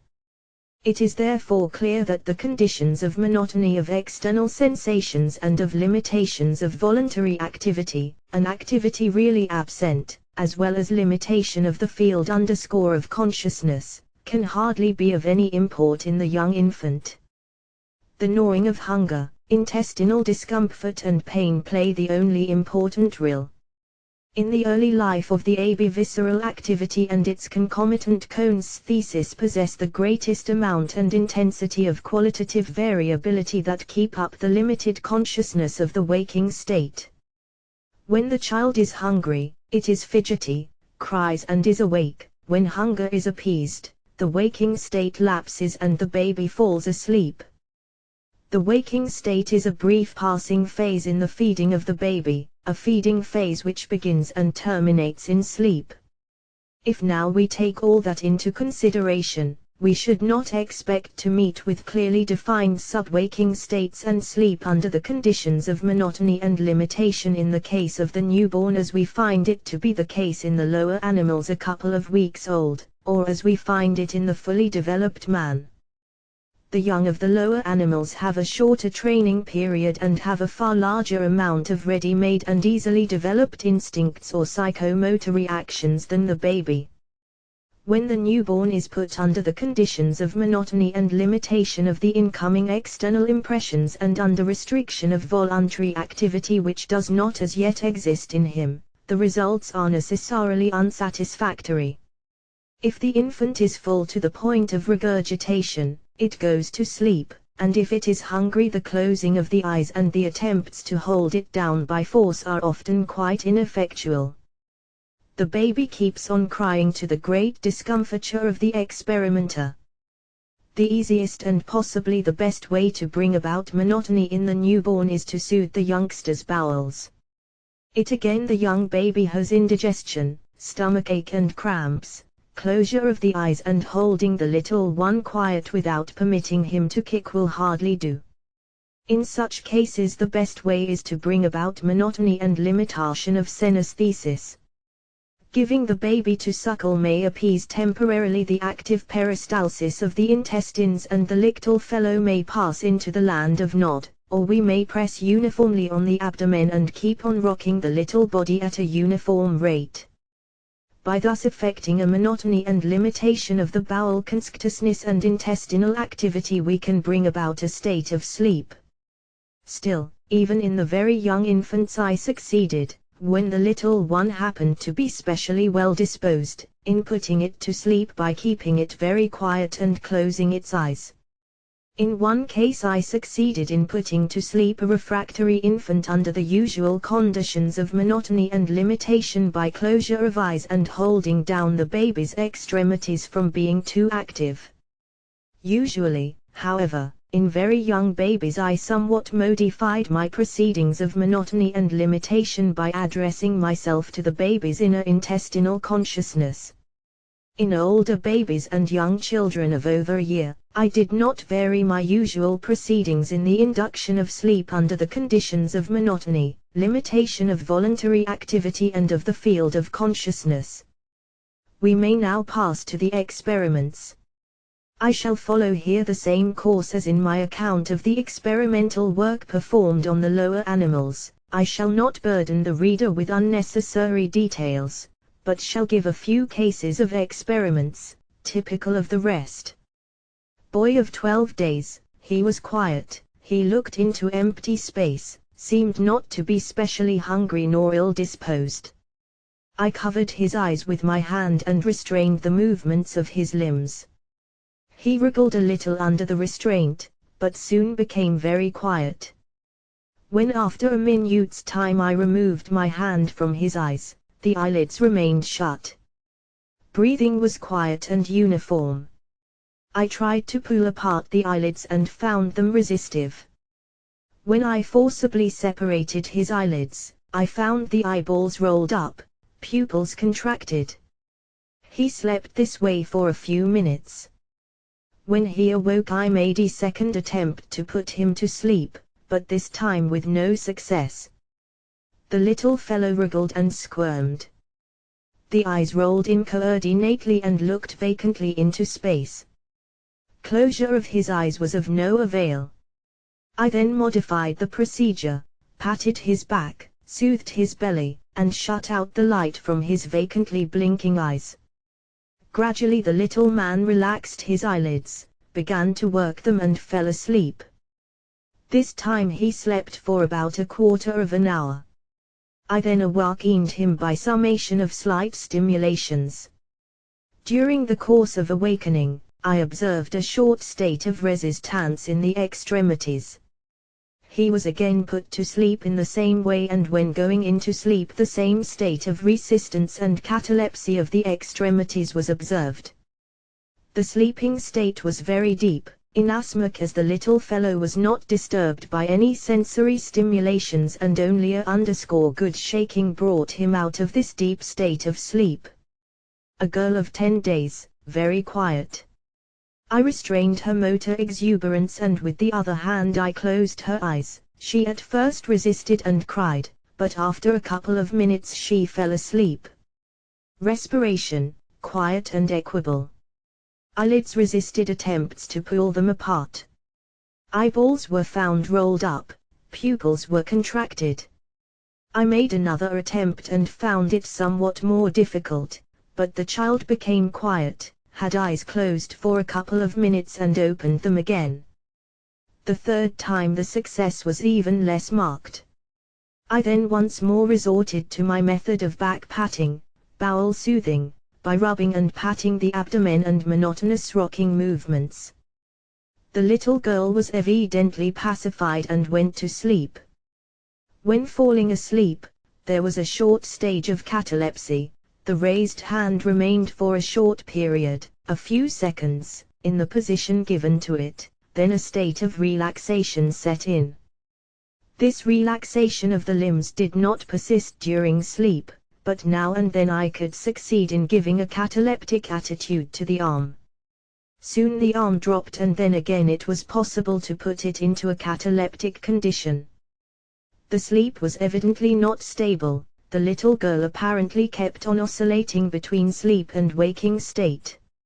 It seems to me, however, that it is more probable that the sleep state in young infants is not differentiated as it is in the case of adults or of older children.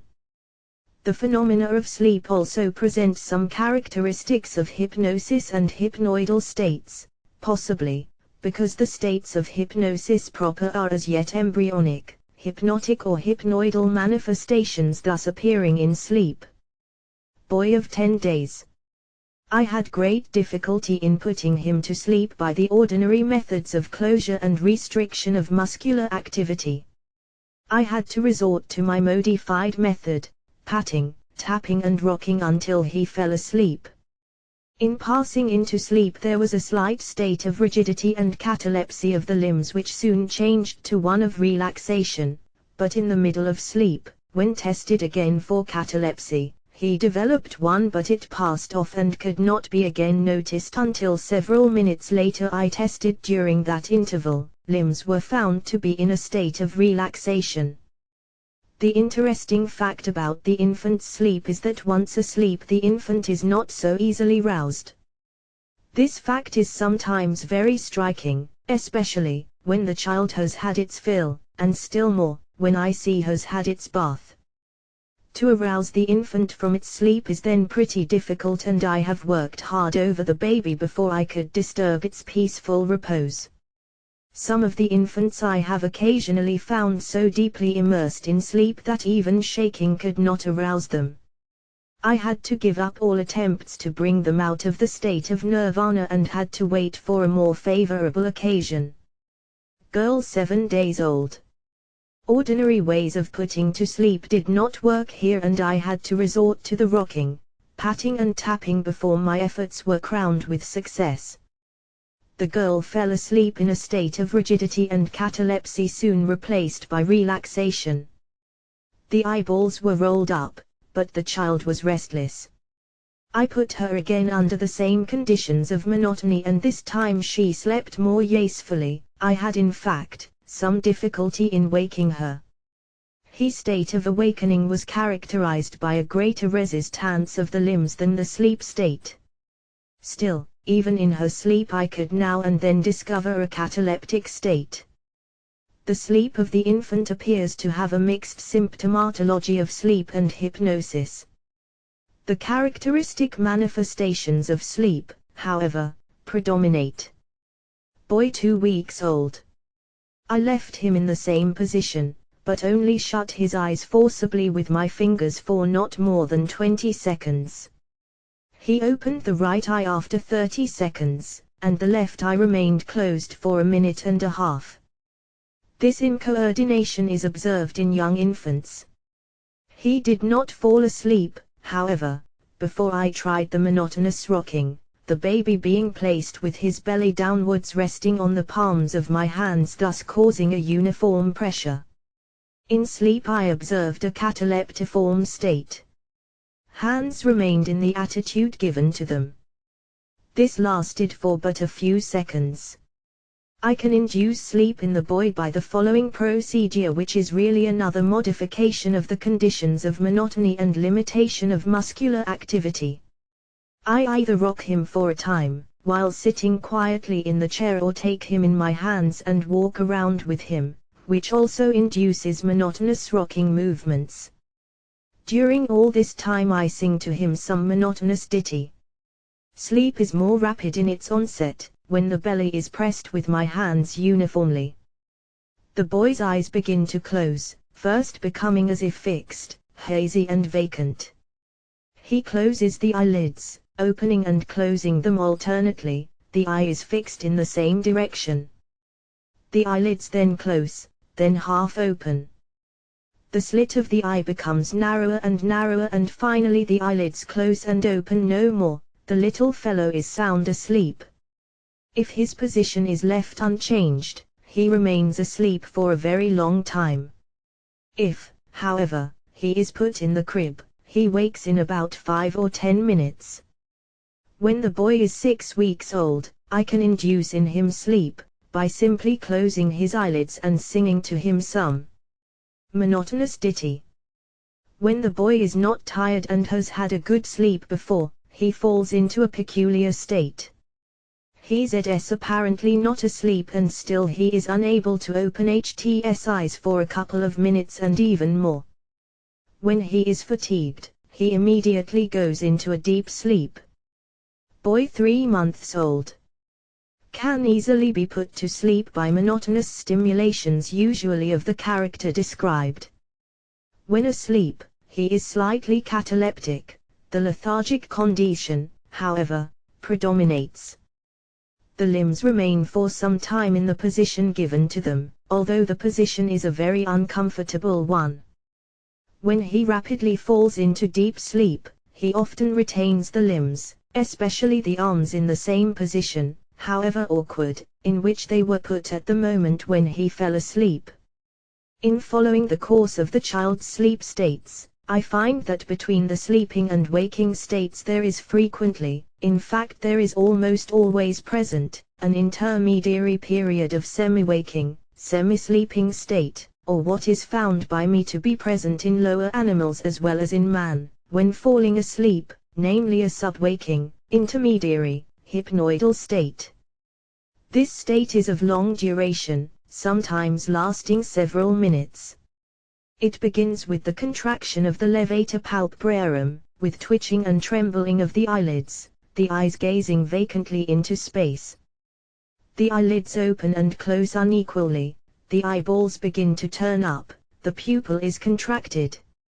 If in this state, he is addressed in a caressing way with which he is familiar and which in the full waking state he greets with a smile and a kick, he now starts violently, the limbs going up, and he utters his peculiar cry of great fright. Often, however, when he is, in this intermediary hypnoidal condition, instead of passing back to the waking state, he falls into a deep sleep. When passing from this hypnoidal state into sleep, he is often seen to smile and almost laugh. Occasionally he makes movements of mastication, sometimes gives a start and a cry, and keeps on sleeping. It is a form of hypnagogic or even dream hallucinations. As to the states which form the transition stages between sleep and full awakening, or the intermediary states in his getting out of sleep, I have often had the opportunity to observe the following spontaneous manifestations. When the soundly sleeping child is awakened by a noise, he throws up his arms, as if in fright, half opens his eyes and falls immediately asleep again. The fingers of the hands remain open and extended, as if in a cataleptic state. When I try to close them, I find them resisting, and after a time they close gradually. The rest of the body is in a state of relaxation. I observed it accidentally as the result of an unintended noise, but I since tried to reproduce some similar sudden noises and obtained like results. When the boy was 3.5 months old, I put him to sleep under the usual conditions of monotony and limitations of muscular activity. He fell asleep, his right hand and fingers remaining in cataleptic state. He kept them in the same position when he went to sleep. The fingers were outstretched and the arm raised. I tried to bend one of the fingers, there was no resistance, but curiously enough, as we find it to be in hypnosis, the finger soon returned to its former position. The arm remained in the raised position for about 3.5 minutes and then gradually dropped. The child remained quiet in this position of fully relaxed limbs for about 4 minutes, then suddenly gave a subdued cry of distress, probably due to some dream. The arms went suddenly up, especially the left one, which remained in a raised position with fingers tightly closed. This lasted for about 2.5 minutes. I tried to open one of the fingers, and met with no resistance. I kept the finger in state of extension for about a minute. As soon as I let the finger go, it returned to its original bent position. I soon observed him roll his eyeballs under the still tightly shut eyelids, then he opened his eyes, smiled at me and fell asleep again. As he was falling asleep with eyelids closed, I could see the eyeballs roll, while the face retained its smile for a couple of minutes longer, as if smiling in his sleep at me. The state is evidently an almost fully developed sub-waking, hypnoidal phase, bordering on waking, hypnosis and sleep. In fact, we observe here already the suggestibility of hypnosis which is on the way to become differentiated from sleep and hypnoidal state. We may now give a rapid review of experiments carried out on older children ranging from the age of 4 to the age of 14. The hypnoidal states become more marked, the hypnotic and even somnambulistic states come to the Tory ground, and we find that when sleep is induced we often get mixed manifestations of a subconscious order. Mixed, however, and still ill-defined as they are, when compared with the adult states, both the subconscious and sleep states are induced under similar conditions of monotony and limitation of voluntary movements. In trying to induce sleep we may get a subconscious hypnotic state, and on the other hand in making an attempt to bring about a hypnotic state, we may get a state of sleep. A good deal depends on the fact whether or not we have eliminated the other conditions requisite for hypnosis, but not for sleep. The indispensable conditions, however, both for hypnosis and sleep are monotony and limitation of voluntary activity. These conditions are all the more indispensable as we have demonstrated from our experiments that in order to reach either hypnosis or sleep the intermediary, subwaking, hypnoidal state must first be passed through. This intermediary state between waking on the one hand and sleep and hypnosis on the other, can only be induced under the conditions of monotony and limitation of voluntary activity. A boy of 4 was put in a dark room. The metronome was set going, beating slow measure. The child was told to lie down on a lounge, stretch out his hands and legs and keep perfectly quiet. His eyes were then shut. After a few minutes his respiration became lowered and regular. He ceased to reply when talked to. At first his arm showed some slight rigidity, but soon after, the arm fell into a state of relaxation. He was not in a hypnotic state as he did not answer any questions and did not take any suggestions. When after a quarter of an hour he was awakened, he did not remember anything about talking to him, nor could we obtain it of him by any methods reaching the subconscious. He was really asleep and did not perceive anything during that period. These experiments were repeated a number of times with the same results.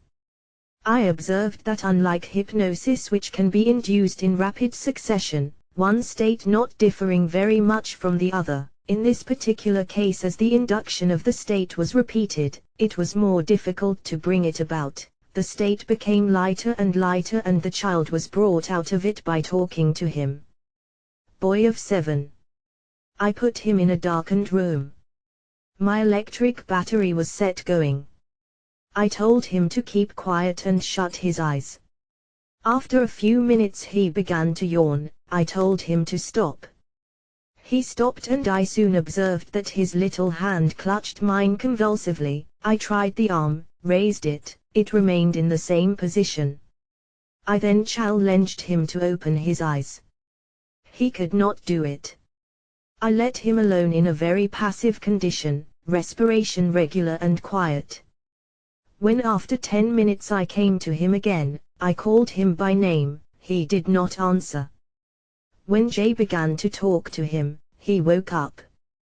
During the 10 minutes he passed into sleep.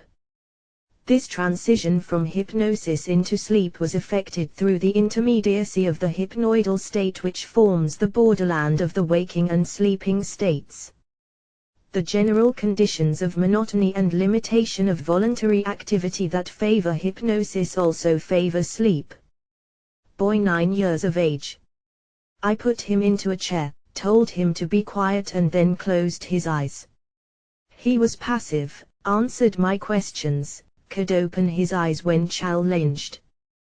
When, however, left alone with his eyes shut and his limbs relaxed, he was found to be fast asleep. He did not answer any questions, did not take any suggestions, did not react to stimulations of medium intensity. When spoken to sharply, he woke up. Both before and after the sleep state there was a short period when the passivity was quite marked and some resistance as well as disposition to leave the limb where it was placed, although he changed the position of the limb when challenged. In passing then into sleep as well as out of it, he passed through the intermediate hypnoidal state. Girl of 13. When put under the conditions of monotony and limitation of voluntary activity, she fell from the transient hypnoidal state into hypnosis and thence into deep somnambulism. After an hour, when left to the monotonous state of her somnambulistic consciousness, she passed into typical sleep, as she ceased to answer questions and woke up when the questions and suggestions were given to her in the usual insistent way. From somnambulism she passed into sleep. On other occasions, when closely watched, it was observed that this transition was effected through the intermediary hypnoidal state. The girl passed from the waking state into hypnosis and somnambulism and then again back into the hypnoidal state and then fell into sleep. Boy aged 13. I put him into a quiet state. Metronome was beating slowly. Voluntary movements of the boy were restricted. The boy was then told to close his eyes. I put my fingers over them and kept them shut for a few minutes. When I raised my hand, I found that his eyes remained closed. His arm, when raised, remained in the same position. When his arm was bent, he could not extend it, but when after a few minutes I began to talk to him, he woke up. He was evidently in the hypnoidal state on the way to hypnosis or to sleep. On another occasion he actually fell into hypnosis, not being able to move his eyelids or his arms, and even took various suggestions. After a few minutes he ceased to be in communication with me, and when suggestions were given to him as they had been given to him before, he did not take them, but woke up when loudly spoken to. In other words, he fell asleep, and the loud voice disturbed his sleep.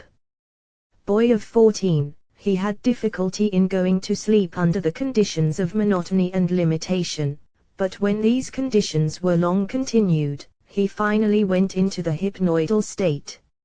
As I feared to disturb him by too much questioning, I left him without change to his monotonous environment. After about a quarter of an hour he was fast asleep, snoring in the chair. Thus we find that in infants and children, as in the lower animals, sleep, hypnosis, and hypnoidal states are intimately related, sleep presenting complex manifestations of subconscious states which become fully developed in the adult. Chapter 11 Motor Reactions and the Nature of Sleep. Before we conclude the account of the experiments, it may be of interest to make a brief statement of a statistical inquiry in regard to our mode of going to sleep. It is usually supposed that the course and mode of our activities are due to voluntary decisions, that they are irregular, changeable with mood and caprice as our whimsical will is. We are free agents, and anything we decide to do we can do in any old way. We do it just as we please, and it does not matter to us what the course and arrangement be, provided the will wills it so. As a matter of fact, we are far more creatures of habit and instinct than of reason and will. This holds especially true of our fundamental reactions, such as the induction of sleep. If we ask the ordinary person on which side he goes to sleep or on which side he falls asleep most comfortably, the question puzzles him at first. At the first blush it seems to him he can go to sleep on either side, it does not matter. When the question is repeated to him and made clear and he begins to think about it, he soon finds out that he has a definite way of going to sleep. Should he try to go to sleep in a somewhat different manner, he would find it very difficult to fall asleep. We have definite ways of reactions which are due either to habit or to the structural arrangement and mode of function of our organism. Manasine, in studying motor reactions in sleep, has found that right-handed people react in their sleep with the left hand, while left-handed react with their right hand. I have similarly experimented on human subjects and could not confirm Manassene's results. In my experiments on infants, I found that in early infancy the reactions in sleep differ but little from that of waking state. The reactions are undifferentiated, but I found that later on in the course of the child's development, the motor reactions mostly conform to Flyeiger's laws of reflex action. To quote from my notes, boy 2 weeks old, sound asleep. I tickled his left nostril, bilateral reaction, both hands are thrown up at once. When the tickling is more intense or more persistent and prolonged, motor reactions in both legs are induced. The same holds true in the case of the tickling of the right nostril. The reactions are bilateral and become more diffused bilaterally, if the stimulus is more prolonged or more intense. The baby reacted in the same way in the waking state, so that there was no difference in the reactions of the two states. When the baby is fast asleep, I tickle the right temple. The response is a slight reaction with the left hand. This is really accidental. On other similar occasions the reaction is of the right hand and sometimes the reaction is of both hands and also of both legs, according to the intensity or to the cumulative effect of the stimulation. I invariably found that a slight stimulation given the first time produced a reaction, while a second and third stimulation of the same intensity often produces a result. The following are Pfluger's laws of reflex action. P. Law of unilateral reflexes. F. Peripheral stimulations cause contraction in only half of the body.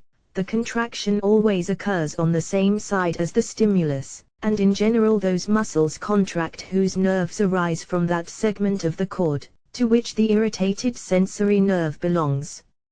It. Law of reflex symmetry. F. The effects of stimulating a sensory nerve upon one side extend to the other side. Only such motor fibers are called into activity which correspond with those which are already excited on the stimulated side. 2. Law of unequal contraction on the two sides.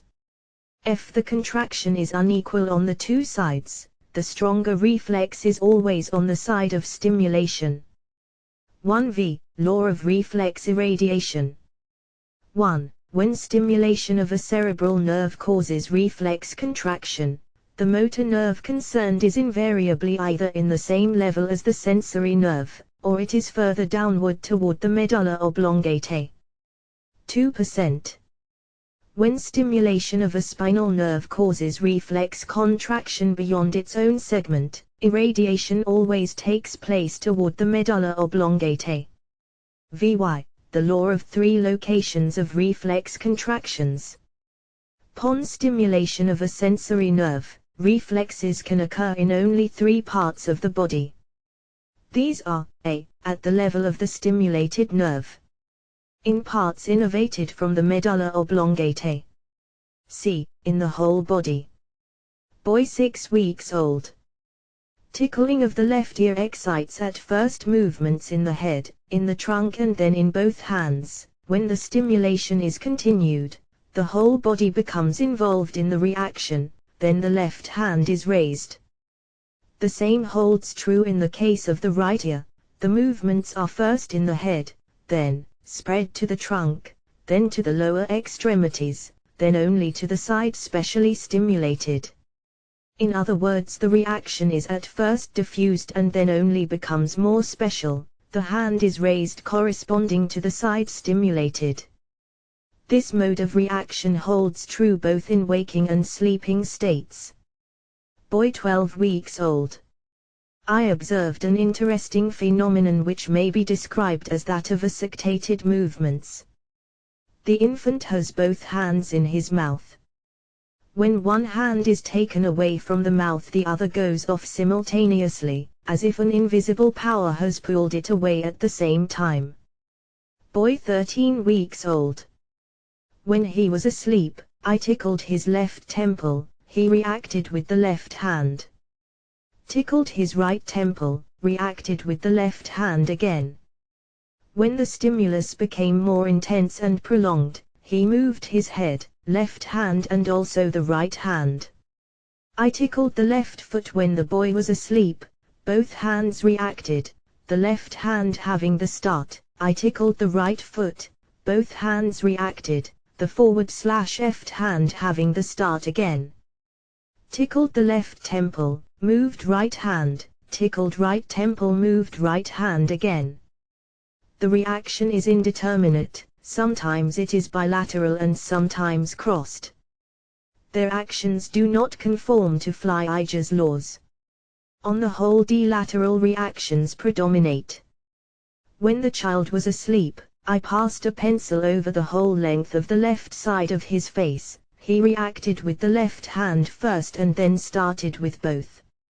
I passed the pencil over the right side of the face. He threw up both hands, the right having the lead. Now and then one can begin to observe the manifestation of Flyeiger's laws. When the child was asleep, I tickled his right foot, he drew away the foot. When the stimulation is slight, the right foot alone reacted. When the stimuli became summated, he also reacted with the right hand.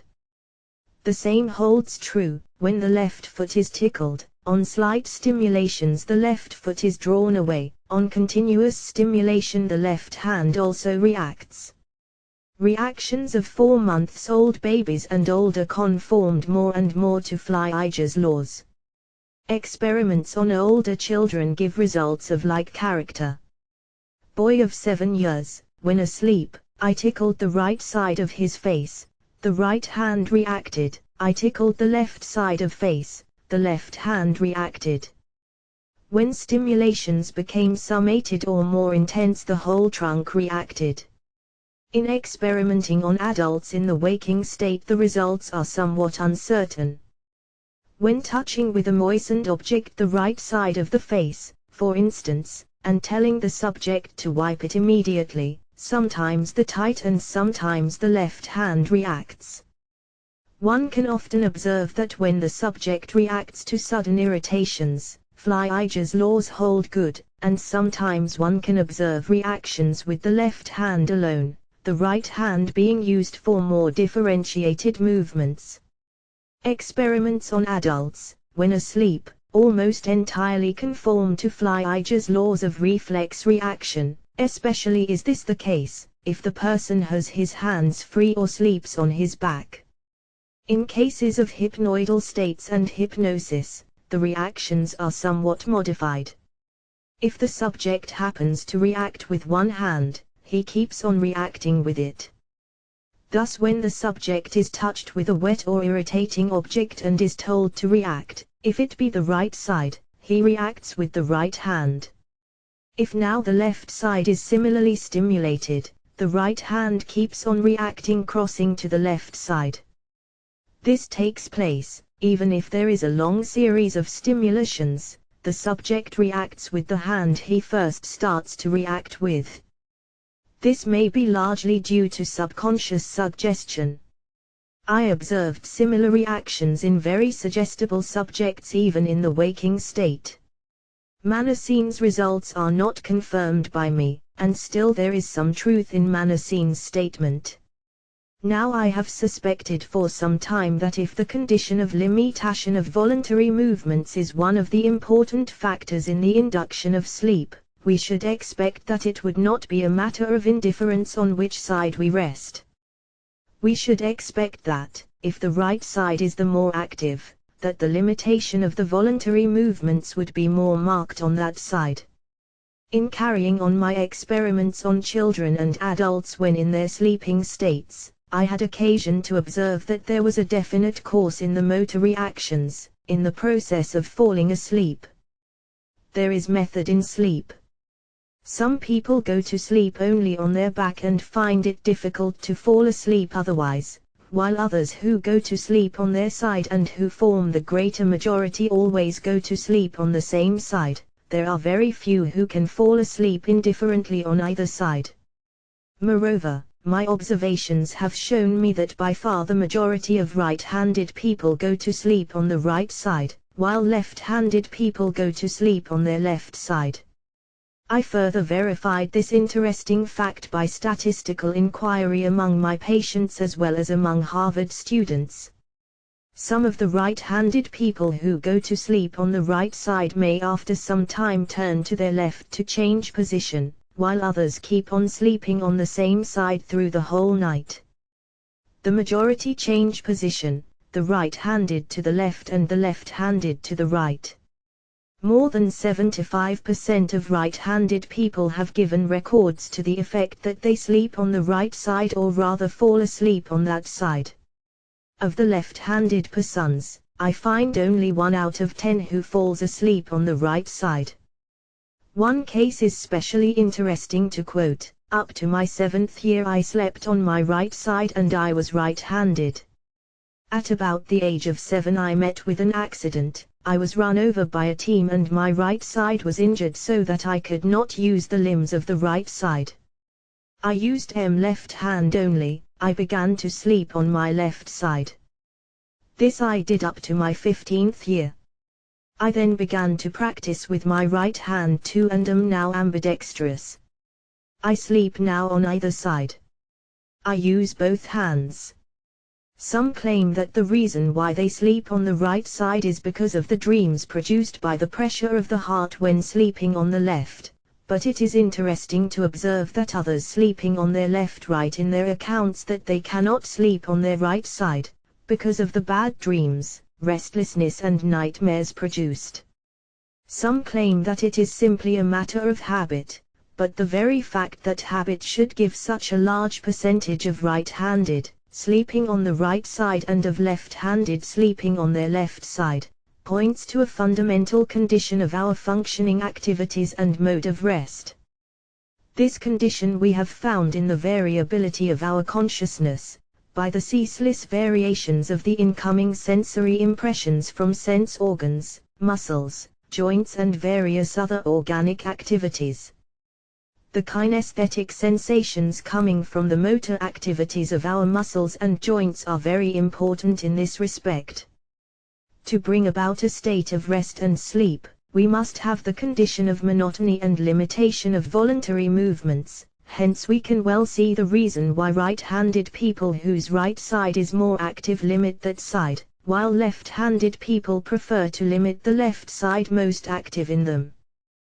We can also partly account for Manassine's results, namely that in sleep, right-handed people react with their left hand which remains free as they sleep on the right side, while left-handed people react in sleep with their right hand, because they sleep on their left side. Manassine's explanation is pointless in referring these reactions to the activities of the right and left hemispheres. According to Manassine, the left hemisphere of right-handed people is fatigued and hence in sleep the right hemisphere and the left hand have the ascendancy. This explanation is fanciful and does not agree with facts. For when the experiments are carried out rigorously, the reactions are found to conform, with the exception of very young infants, to Fly-Iger's laws. Thus the experiments and observations made on lower animals, infants, children and adults all point in one direction. They point to the fundamental conditions of sleep, to monotony and limitation of voluntary movements. Taking as my motto the dictum hypotheses non fingo, I strictly followed the logic of facts. Sleep is not so much due to merely cutting off sensory impressions, be they intense or faint, as to the monotony of sensory impressions which in fact may even be intense and numerous. It is the invariability of sensory impressions that reduces the organism to the passive state which we experience as sleep. E2 Part I Theoretical Quopter 12 Cell Energy, Threshold, Stimulus Exhaustion and Sleep E may advance in a tentative way the following theory which should be regarded as a provisional hypothesis of the causation of sleep. One of the main characteristics of living protoplasm is its adaptability to the conditions of the external environment. External stimuli give rise to reactions of adjustment on the part of living substance. This property, known in physiology as irritability, is specially characteristic of all living matter, or of what Huxley so aptly describes as the physical basis of life. Verworn defines the irritability of living substance as its capacity of reacting to changes in its environment by changes in the equilibrium of its matter and its energy. In other words, living tissue responds to external stimulations with some discharge of energy. The form of the discharge depends on the peculiar protoplasmic structure, according as it is muscle, gland, nerve cell, or but slightly differentiated protoplasm, such as amoeba or bacterium. The character of the reaction to stimuli depends on the state of organization of the living tissue. The delicacy of response of living matter to external stimuli has its limit. Very weak stimulations do not call forth any reaction. Living tissue can only be set into activity by stimuli of certain intensity. If the stimulus falls below that intensity, the protoplasm does not react. This holds true of all cells, from the simplest bacterium and infusorum to the most highly differentiated muscle cell or neuron. The minimal intensity below which the stimulus remains ineffective is regarded as the threshold of stimulation. As Howell puts it, a stimulus too weak to give a response with a motor nerve is usually designated in physiology as subliminal. A similar stimulus with sensory nerves is frequently expressed by the equivalent term of subliminal, that is below the threshold. So a stimulus just strong enough to provoke a perceptible reaction is the minimal stimulus for efferent nerves and the threshold stimulus for sensory nerves. Exceedingly feeble stimuli, says Landuis, are without effect. The degree of intensity of stimulation that originates the first trace of sensation is called the threshold of sensation or the threshold value. The same is more clearly put by Verworn. Let us imagine an organism or part of an organism, e.g., a muscle, under conditions in which no stimulus affects it, and let us bring to bear upon it a stimulus, send.g, the galvanic current, which varies in intensity from 0 upward and can be graded easily and delicately. Then we should expect the muscle to exhibit phenomena of stimulation, /e, to perform a contraction, as soon as the intensity is increased above 0. But this does not happen. The intensity can be increased considerably before the muscle performs even the slightest twitch. Only when the intensity has reached a certain degree does the muscle respond with a contraction. From here on the contraction is never wanting, and up to a certain degree becomes more energetic the more the intensity is increased. The stimulus, therefore, begins to operate only at a certain intensity, and this point is termed the threshold of stimulation. Below the threshold the stimulus is ineffective, above it the effect increases with the increasing intensity of stimulus. For the different forms of living substance the value of the threshold is very different. Thus, nerve fibers are put into activity by extremely feeble galvanic stimuli, while amoeba demands very strong currents. The same is true of all other varieties of stimuli in relation to the various forms of living substance. Psychologically we may agree with Stout that the point at which the stimulus, is just indistinguishable, so that the least increase would make it distinguishable is called stimulus threshold. Kielp's definition is short. The just noticeable stimulus is technically termed the stimulus threshold. With the increase of stimulations the irritability of the living substance diminishes, the threshold rises. The same minimal stimulus will no longer bring about a reaction. The stimulus must be increased in intensity before any effect can take place. Perhaps the best account of it is given by Verworn in his General Physiology. If a living object be stimulated, by long continued, oft repeated, or very strong stimuli, after some time it passes into the condition of fatigue. The general characteristic of fatigue is a gradual decrease of the irritability of the living substance. This is expressed especially in the fact that with increasing fatigue, the intensity of the stimulus remaining the same, the result of the stimulation becomes constantly less. We have already become acquainted with some examples of this fact in considering galvanic stimulation. If a constant current of average strength be passed through an actinosfertum, at the moment of making, there begin to appear at the anode marked phenomena of contraction.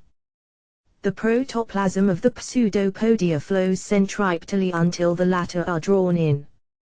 Then the walls of the vacuolace break, and a granular disintegration of the protoplasm results, which proceeds constantly farther from the cathode during the passage of the current. This disintegration, beginning with great energy, becomes slower and less extensive the longer the current flows, and after some time is at a complete standstill. This means that the living substance of the actinospherium becomes fatigued in the course of continual stimulation, and decreases in irritability, hence the stimulus, which at first induced pronounced phenomena of disintegration, later produces no reaction at all. Pelomyxa is fatigued still more rapidly than actinospherium.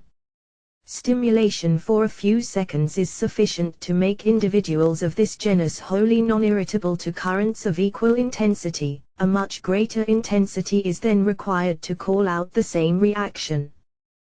The principle of variability of stimulation is of great importance in the reaction of nerve tissue. When the stimulus remains invariable, both in intensity and quality, no reaction follows. This is clearly brought out in experiments on nerve tissue. The electrical current, says Landuis, exerts its strongest irritant effects upon a nerve at the time of its entrance into the nerve and at the time, one textbook of physiology, of its disappearance. In like manner, any rapid increase or decrease of the current passing through a nerve has a strong irritant effect. If, on the other hand, the current be allowed to pass gradually into the nerve trunk or to disappear, or the current passing through the nerve be gradually increased or diminished, the visible signs of nerve irritation are much less marked. In general, the stimulation is most pronounced the more rapid the current variation within the nerve, that is, the more suddenly the strength of the current passing through the nerve is increased or diminished. This holds true in the case of the nerve, in which, as Bowditch has shown, there is little or no fatigue. Where fatigue is present, the principle of variability becomes a factor of the utmost consequence. The principle of variability of stimulation plays a very important role in cells in general, and in nerve cells in particular, where fatigue easily sets in and the threshold is raised with the continuation of stimulation and with the successive discharges of cell energy. Variability of stimulation and fatigue influence the fluctuations of thresholds. It may be well to bring here the recent work of Shearington in regard to the relation of neuron threshold and the discharge of neuron energy. Shearington points out that among the characteristic differences between conduction in nerve trunks and in reflex arcs, where nerve cells are interpolated, we find in the latter irreversibility of direction instead of reversibility as in nerve trunks, fatigability in contrast with the comparative unfatigability of nerve trunks, and much greater variability of the threshold of stimulus than in nerve trunks. Shearington points out that in certain cases, especially in invertebrata, observation, apathy, BEV, etc., indicates that many nerve cells are actually continuous one with another. It is noteworthy that in several of these cases the irreversibility of direction of conduction, which is characteristic of spinal reflex arcs, is not demonstrable. Thus the nerve net in some cases Cent.G medusa exhibits reversible conduction, Romans, Nagel, Bev and others. But in the neuron chains of the gray-centered system of vertebrates, histology on the whole furnishes evidence that a surface of separation does exist between neuron and neuron. And the evidence of Wolrian secondary degeneration is clear in showing that that process observes strictly a boundary between neuron and does not transgress it. It seems therefore likely that the nexus between neuron and neuron in the reflex arc, at least in the spinal arc of the vertebra, involves a surface of separation between neuron and neuron. In view therefore of the probable importance physiologically of this mode of nexus between neuron and neuron, it is convenient to have a term for it. The term introduced has been synapse. At each synapse there is a neuron threshold. At each synapse a small quantity of energy, freed in transmission, acts as a releasing force to a fresh store of energy not along a homogeneous train of conducting material as in a nerve fiber pure and simple, but across a barrier which, whether lower or higher, is always to some extent a barrier.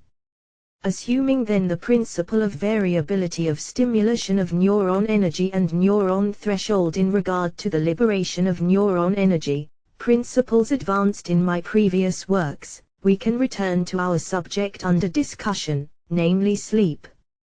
We may regard sleep as a reaction of protoplasm, and as such we may express it in terms of neuron threshold and neuron energy liberation. If a series of stimulations are kept up without variation, the sensory threshold gradually rises and finally the stimuli fall out of consciousness. They fail to awaken the psychophysiological systems which have responded to the same stimulations before, because of the rise of the thresholds. This psychophysiological law, characteristic of all tissues and psychoneural systems, underlies the phenomena of sleep. As the cell or the neuron keeps on reacting to stimulations, the disposable physiological energy becomes lowered and there is greater economy in the liberation of cellular or of neuron energy. The cell or neuron does not respond to the same intensity of stimulus with the same amount of energy. In other words, the threshold rises. Should the stimulation keep on acting without variation, both as to quantity and quality, the threshold rises so high that the stimulus can no longer step over the threshold, and Sherrington, the integrative action of the nervous system, can no longer call forth any reaction in the cell. We say that the cell or the neuron is fatigued or exhausted. This is not so much due to the exhaustion of the cell as to the exhaustion of the stimulus. It is the stimulus that has exhausted itself. Vary the stimulus in quantity or in quality and the cell or neuron reacts once more. We may possibly best describe this general physiological fact of cellular reaction by the term of stimulus exhaustion. By repetition the stimulus exhausts itself and can no longer call forth a reaction in the cell, although the cell may otherwise possess a large amount of disposable energy. As far as the particular stimulus is concerned, the cell may be regarded as asleep. The stimuli are withdrawn. Putting the same general law in different terms, we may say that sleep is produced by monotony. The cell or the neuron may be regarded as a reservoir of energy. With the great biologist, Strasburger, we may describe the cell as energid. Conceived in terms of energy, the cell possesses various levels of energy. This may be related to the interesting experiments referred to by Sherrington. When the scratch reflex elicited from a spot of skin is fatigued, the fatigue holds for that spot, but does not for the reflex as obtained from the surrounding skin. Reflex is then tired out to stimuli at that spot easily obtainable by stimulation 2 or more centimeters, half an inch, away. This is seen with either mechanical or electrical stimuli. The integrative action of the nervous system, Sherrington, to the singleness of action from moment to moment thus assured, is a keystone in the construction of the individual, whose unity it is the specific office of the nervous system to perfect. Releasing forces acting on the brain from moment to moment shut out from activity whole regions of the nervous system, as they conversely call vast other regions into play. And are under long continuous stimulation of its receptor tends, even when it holds the common path, to retain its hold less well. Other arcs can then more readily dispossess it. A stimulus to a fresh arc has, in virtue of its mere freshness, a better chance of capturing the common path. This waning of a reflex under long maintained excitation is one of the many phenomena that pass in physiology under the name fatigue. Its place of incidence lies at the synapse. TT seems a process elaborated and preserved in the selective evolution of the neural machinery. It prevents long continuous possession of a common path by any one reflex of considerable intensity. It favors the receptors taking turnabout. It helps to ensure serial variety of reaction. Organism, to be succosed in 2 million-sided environment, must in its reactions be many-sided. Sherrington, Address British Association for the Advancement of Science, 1904. Main levels of cellular energy have been described by me in former works as dynamic, static and organic. By dynamic energy is meant that portion of energy which the cell can dispose of in its relations and reactions to the stimuli of the external environment. By static energy is designated that portion of energy which is used only for the life maintenance of the cell, both in relation to other cells and to its own molecular constitution. It is the energy requisite to keep up its morphological organization and internal physiological functions. By organic energy is meant the energy contained in the tissues of the dead cell not as yet decomposed into its inorganic constituents. The levels of cellular energy are not different in kind. They merely represent progressive phases or stages of the same process of cellular activity. In its relations with the external environment, the cell does not utilize the whole of its dynamic energy. A large amount of it lies fallow, so to say, and remains inaccessible to the ordinary stimulations of the external environment. This amount of unused energy may be termed stored, reserve energy.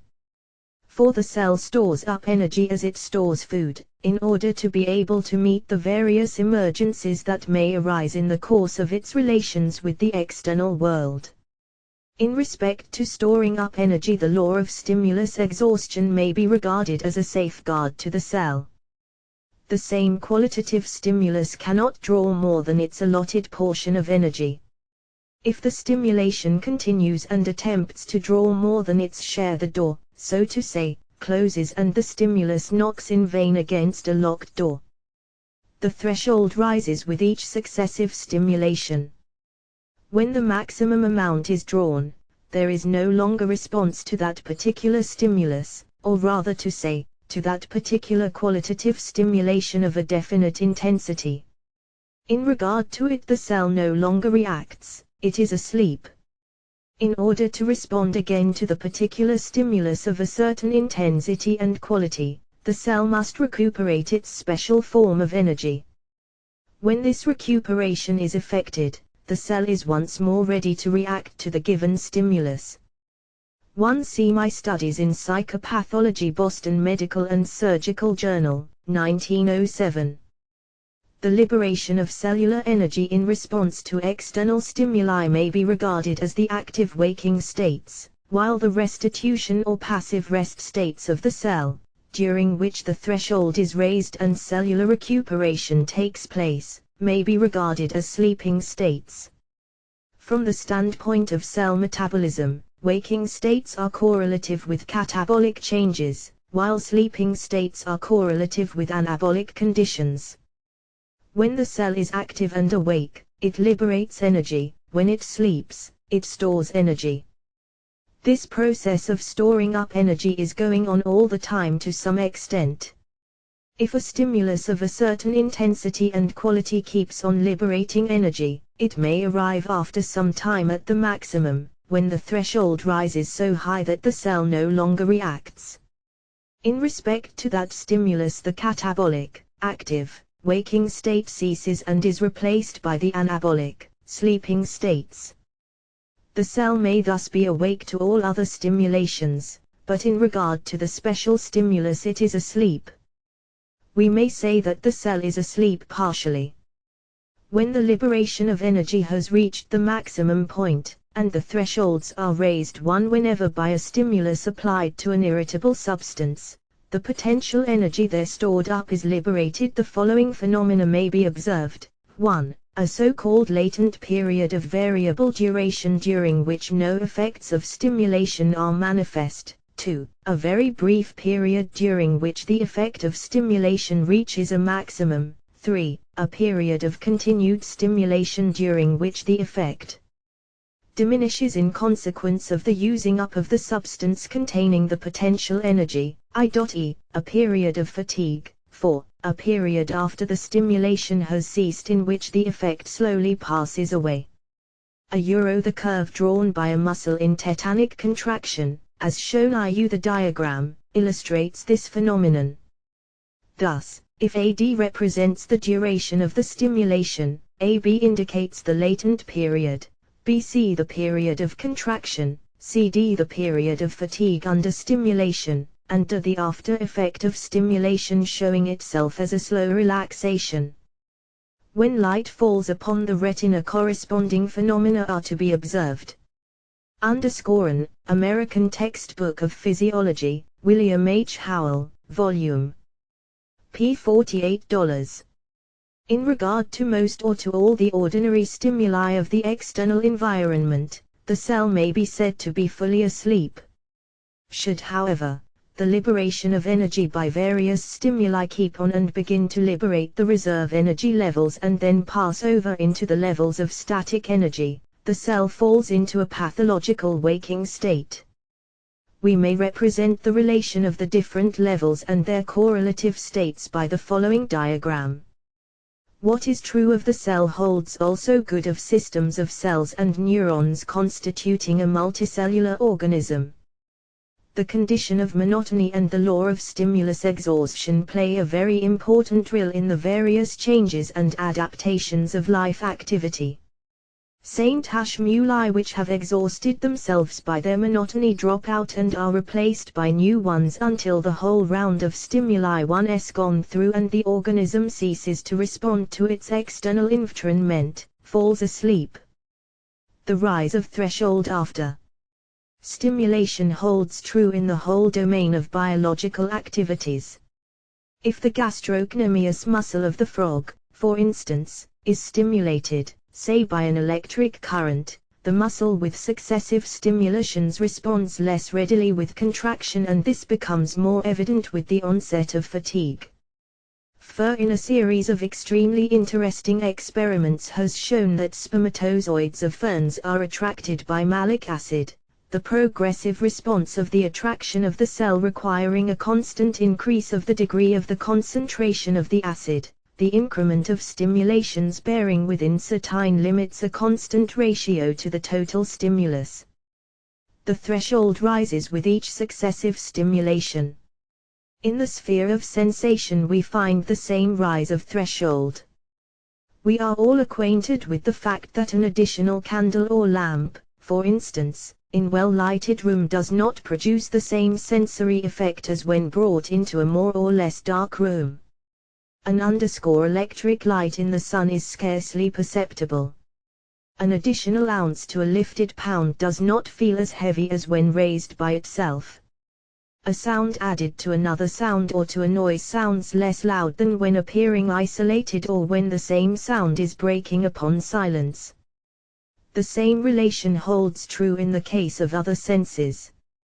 Patel Priapine CD. P. EC ons SNE /AOREA we_wheat. This same truth is still more clearly brought out in the fact that if we take a certain stimulus as a unit giving rise to a definite sensation, then as we progressively ascend and add more and more units of the same stimulus, the qualitative intensity of the sensation is far from rising proportionately. If we take, for instance, the weight of an ounce as our unit of stimulation, then the successive moments of unit stimulations, that is of ounces, will not give rise to as distinct and similar sensations as did the initial stimulation. The second ounce will give a sensation fainter than the first one and a third fainter than the second, and so on until a point is reached, when the sensation of an additional ounce will not at all be appreciated, will dwindle away and almost reach the 0 point. In the same way, if the pressure of a gram is excited in the hand, successive increments of grams will not in equal degree increase the sensory effect. The additional increments of grams, though they are equal units of stimulation, give rise to fainter and fainter sensations, until finally all sensory appreciation of the added unit fades away and disappears. If the hand is immersed in water, say at the freezing point, an addition of 10 degrees will be perceptibly appreciated, while successive increments of 10 degrees each will be felt less and finally will not be noticed and will become difficult to detect. In short, the threshold rises with each successive stimulation. To bring about a sensory response of an already stimulated sense organ, the intensity of the stimulus must be relatively increased. This is what constitutes Weber's law. The continuous progressive sensory response of a sense organ requires a constant increase of stimulation which, within certain limits, bears a constant ratio to the total stimulus. This law is sometimes summed up by noting for each strength of stimulus the addition required to evoke a just perceptible alteration of sensation. A series of quantities is obtained expressing the law according to which sensation alters when stimulation is increased. This expression is the so-called law of Weber. It says that a given stimulus is perceived less when added to a large than to a small one, or that an addition to a large stimulus is perceived less than an addition to a small one, unless it, relatively to the stimulus, is as great. The law may be phrased variously in physiological theory. It may be interpreted as not physiological at all, but psychological. The physiologists and psychologists in the statement that the stimulus rises in a geometrical and corresponding succession in an arithmetical progression, or as Fechner expresses it, the sensation varies as the logarithm of the stimulus.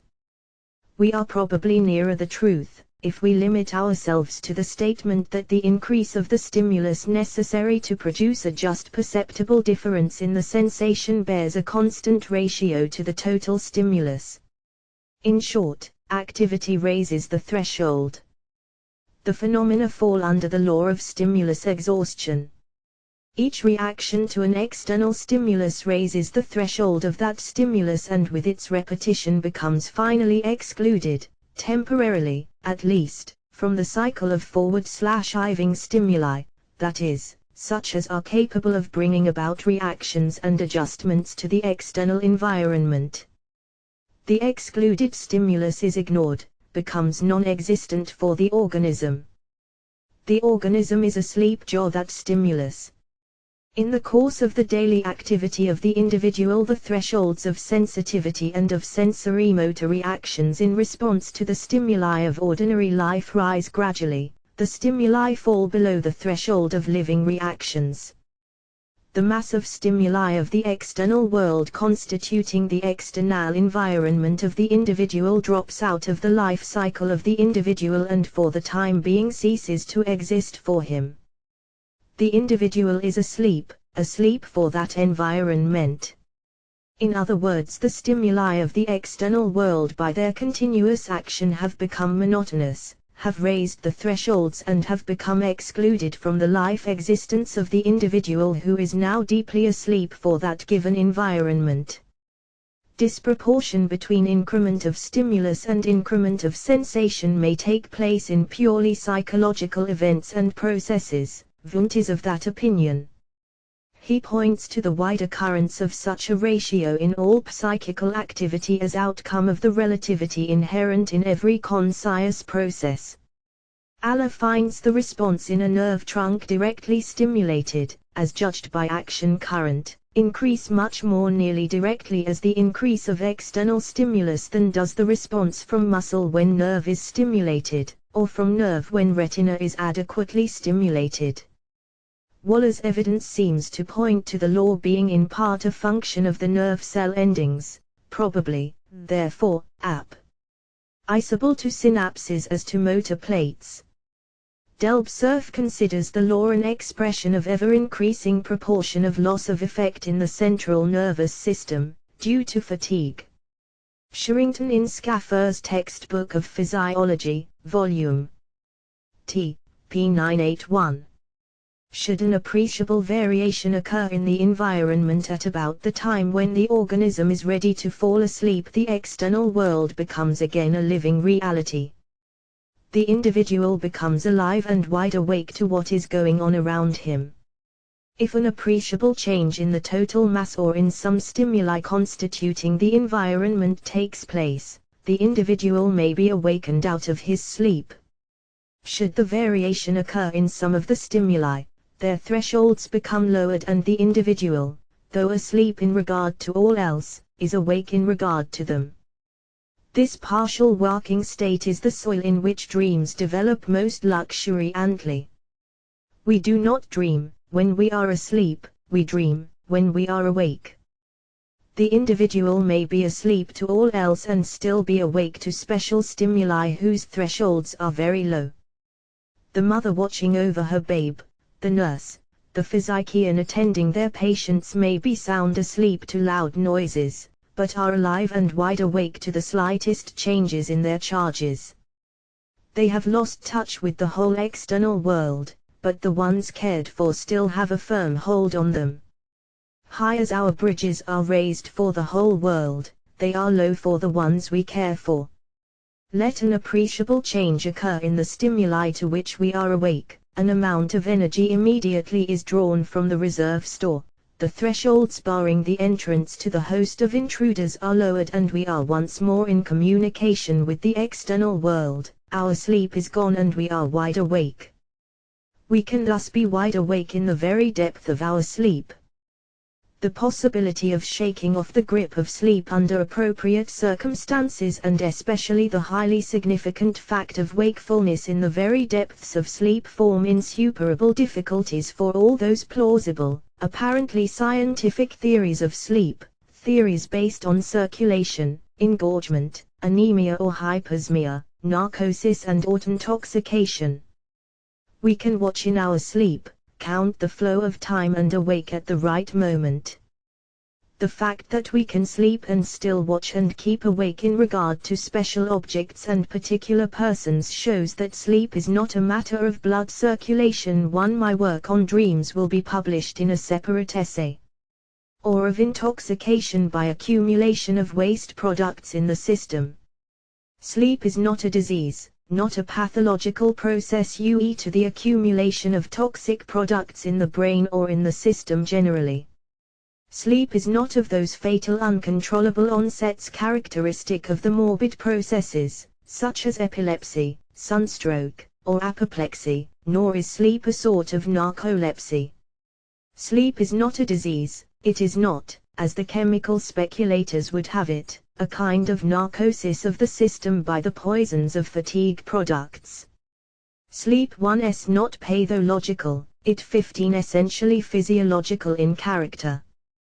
We do not go to sleep, because we are poisoned and wake up when the poisons are eliminated. We go to sleep at our own sweet will and can wake at pleasure. We can wake at any moment and can even be awake in the very depths of our sleep. Sleep is not an abnormal condition, it is a normal state. Like the waking states, sleep states are part and parcel of the life existence of the individual. Waking and sleeping are intimately related, they are two different manifestations of one and the same HFE process, one is as normal and healthy as the other. One cannot help agreeing with Clappert's biological view that sleep is a positive function of the organism, that sleep belongs to the fundamental instincts. As Clapert forcibly puts it, le sommeil est une fonction de défense, un instinct qui pour but, en frappant à l'animal d'inertie, de l'empêcher de parvenir au stade d'épuisement, en est pas parce que nous sommes intoxiques, ou euro épuises, que nous dormons. Is now dormans pour any positive forward / if we look at the matter from a psychological standpoint, we may say that sleep is a rise of the thresholds of mental aggregates or of moments consciousness. I have pointed out in a former work of mine that to minimize the expenditure of neuron energy and reach the minimum of consciousness constitutes the tendency of psychomotor life. We can fully realize the importance of this tendency, if we regard it from a teleological point of view.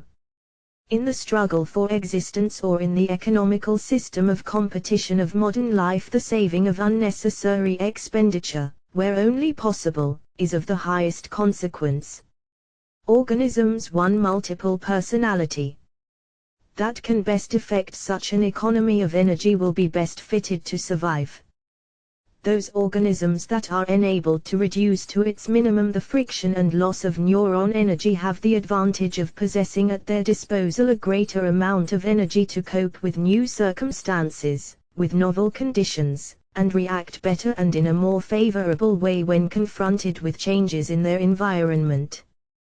This economizing becomes absolutely indispensable in the life existence of higher organisms, the environment of which is highly complex. The reduction of psychomotor activity to the least amount of psychophysiological expenditure, in other words, to the minimum of consciousness, is the law of psychomotor life in general and of the highest representatives of that life in particular.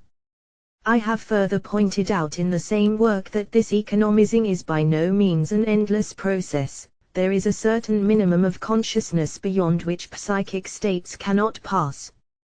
This minimum of consciousness once reached, must remain stationary, for a fall below it is the arrest of the activity of the mental aggregate. In other words, there is a certain minimum below which consciousness cannot be reduced with impunity. Reduce the consciousness of the total psychic aggregate by lowering the sensibility of its constituents and the whole mental system will cease to function. Now, under the conditions of monotony and limitation of psychomotor activity, the moment threshold rises until the psychic minimum vanishes and the organism is asleep. Putting the matter again in teleological terms, we may say that we go to sleep when we relinquish our hold on the relations of our external environment. We fall asleep when our consciousness is fagged, when we wish no longer to enter into communication with the external world, when we lose interest in our surroundings. When our interest in external existence fags and fades away, we go to sleep. When our interests in the external world cease, we draw up the bridges, so to say, interrupt all external communication, as far as it is possible, and become isolated in our own fortress and repair to our own world of organic activity and in a dream life. We fall asleep when the vital interests in external being have fallen into the background of consciousness. We awake when those interests are aroused. When the struggle for existence ceases, we repair to our castle and battlements. Sleep is the interruption of our intercourse with the external world, it is the laying down of our arms for a respite in the struggle of life. Sleep is a truce with the world. When all psychomotor reactions to the stimuli of the external environment cease, we sleep. We sleep, because we are no longer interested to take an active part in the battle of life. From a teleological standpoint, we may say that sleep is a dismissal of the external world with all its vicissitudes, troubles and pains. We cease to desire, we cease to react, and we sleep and dream in peace. And when evening descended from heaven above, and the earth was all rest, and the air was all love, and delight, though less bright, was far more deep, and the day's veil fell from the world of sleep, and the beasts, and the birds, and the insects were drowned in an ocean of dreams without a sound, whose waves never mark, though they ever impress the light sand which paves it, consciousness. Shelley. Chapter 13. Motor consciousness and sleep. The condition of limitation of voluntary movements plays an important role in the induction of sleep states. This is due to the fact that motor consciousness not only forms the main body of our mental activity, but also that ideomotor life is more subject to changes from slight stimulations than is our purely sensory life. Motor elements are highly plastic and modifiable. they enter readily into ever new combinations. From a biological standpoint, one can realize the importance of the great modifiability displayed by sensory motor and ideomotor elements, since in the adaptation of the organism to its environment it is these elements that are mainly employed in reaction to stimuli of the external world. From the standpoint of adaptation, a slight difference of sensory experience may give a widely different and highly complex motor reaction. Psychomotor processes form the most important and largest portion of mental life. With the exception of man, all the representatives of the animal kingdom, from the lowest to the highest forms, represent but different stages in the evolution of sensory motor life. The great majority of mankind still leads a life closely allied to animal sensory motor states. Instance the delight of children in their plays, and the all-absorbing interest of college students in their baseball and football games. Even in the highest and most developed forms of mental activity, motor ideas and representations are by far the most predominant. Without motor elements, ideational life is arrested. It is these sensory motor and ideomotor elements that constitute the asterisk stream, the flow, the current of our mental life.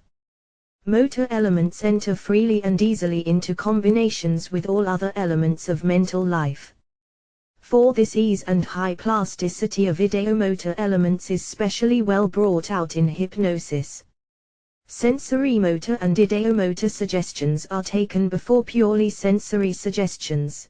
Paralysis, catalepsy, contracture, all kinds of motor and kinesthetic illusions and hallucinations are easily induced even in the very light stages, while it is only in the deeper stages that changes of ideosensory elements can be brought about.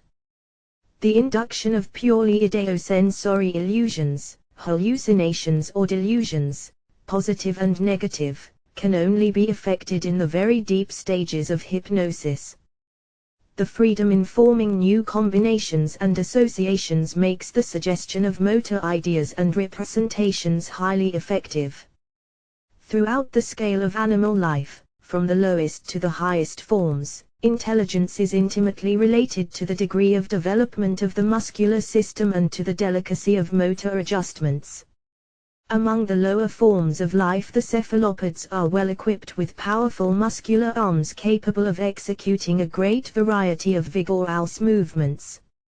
Now the cephalopods also possess a more highly developed nervous system with a higher grade of mental functions than the rest of the mollusca. The great activity of ants and bees is notorious, and their instinctive psychic life is the richest among the arthropoda. Note the great variety of motor adjustments of the beaver and also of the intelligence that goes along with it. Birds possessed of a high degree of activity and motor adaptability are also the most intelligent of their kind, such for instance as the different species of talking birds. Notice the activity and great agility of the fox and also the unusual cunning for which the animal is so celebrated in song and fable.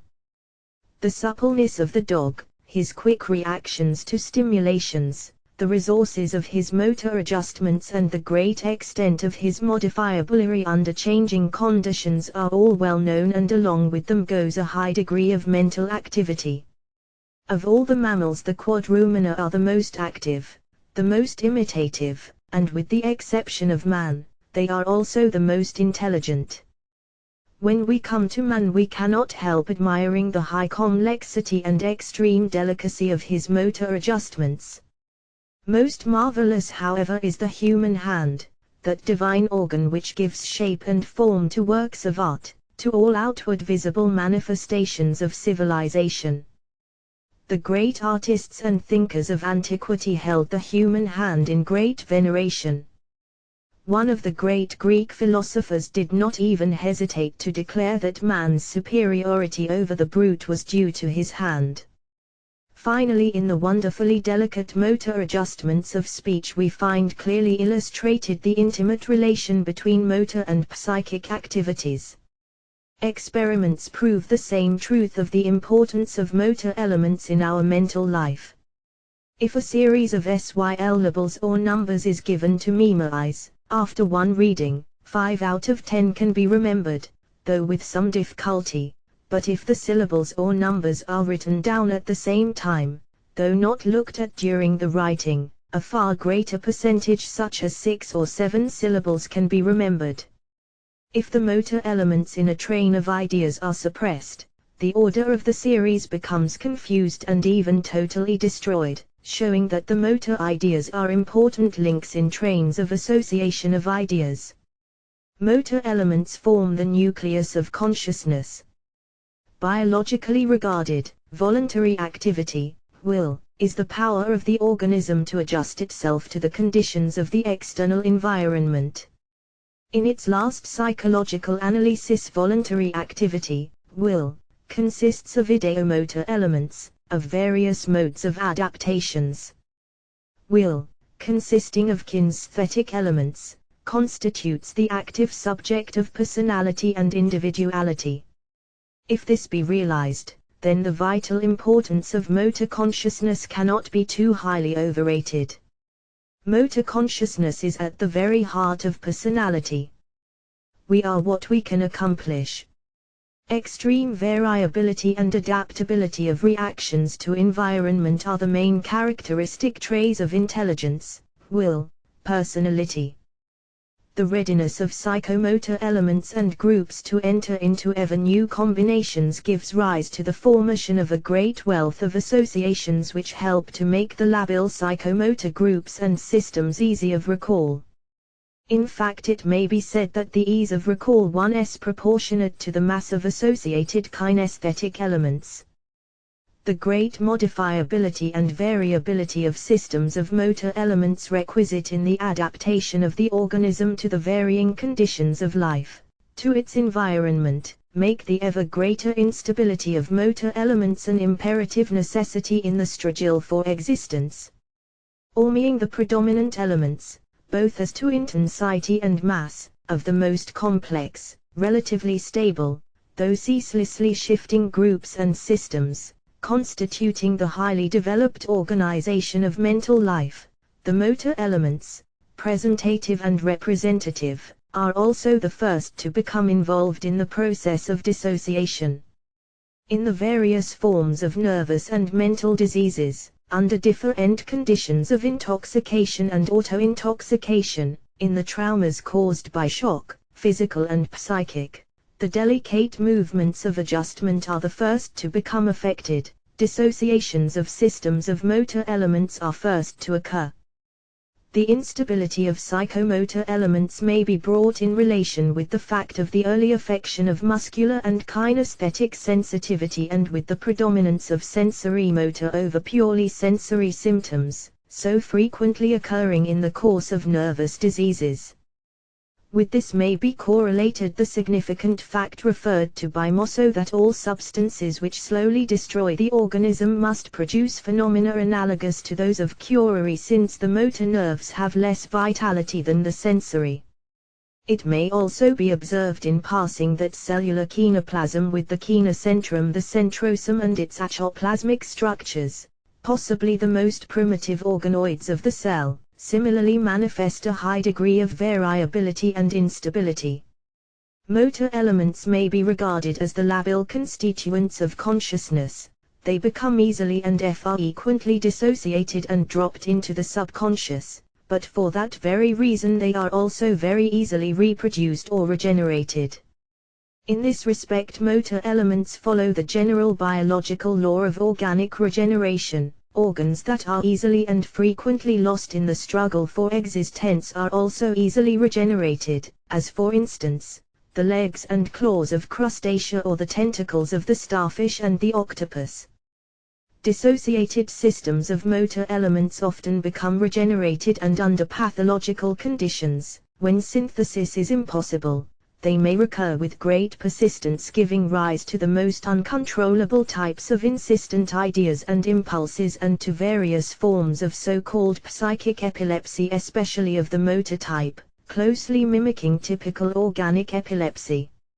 Such dissociated, subconscious systems, like rudimentary, aborted organs, The appendix, for instance, may often prove very injurious to the organism. The recurrence of such subconscious, submerged, dissociated systems has its parallel in the biological phenomena of reversion or atavism. The fact that psychomotor elements enter easily into combinations and form extensive associative systems, makes them easy of recall and hence persistent in memory. From an educational standpoint, one realizes the importance of this fact. Children learn things best not by abstract notions, not by looking at objects and hearing of things, but by acting out whatever is taught them. Motor consciousness is more vital than sensory. In the training of the mentally defective, the best method followed is that of motor instruction, to get at the meaning of things by means of action, even if it be automatic at first. As a matter of fact, even the normal and well-balanced mind gets at the meaning of things by handling them, by having the attributes and qualities of the objects and processes to be learned acted out. Acting forms the greater part of man's life.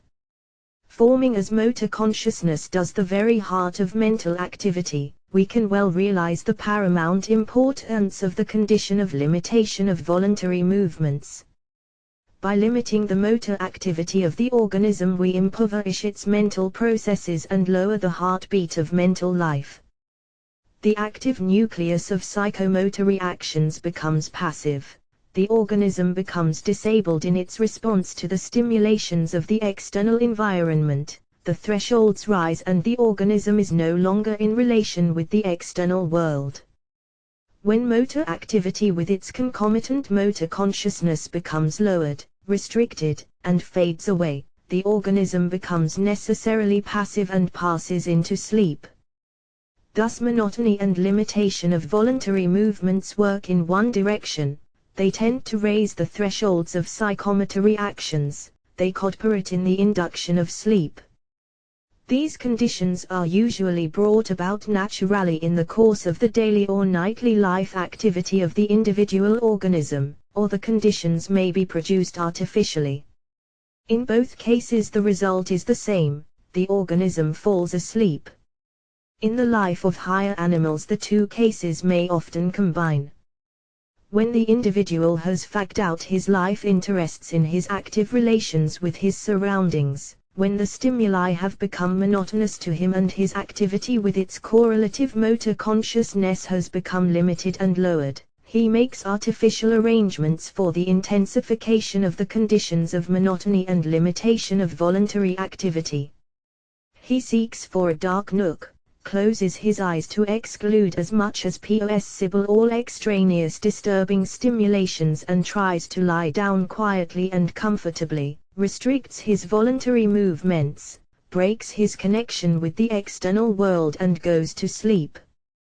The organism falls into sleep when the thresholds rise, wakes and rises when the thresholds fall. Looked at from a purely physiological standpoint and expressed in terms of energy, of the cell energy, sleep may be regarded as the onset of fatigue, as the onset of exhaustion of the levels of dynamic energy in response to external stimuli. The law of stimulus exhaustion comes here into play, as we have indicated in our discussion of cell energy. Each particular stimulus has its maximum amount of energy which can be drawn upon, under ordinary conditions of daily life. As the special stimulus approaches its limit, it works under greater and greater difficulties, draws less and less energy and finally ceases to awaken any response.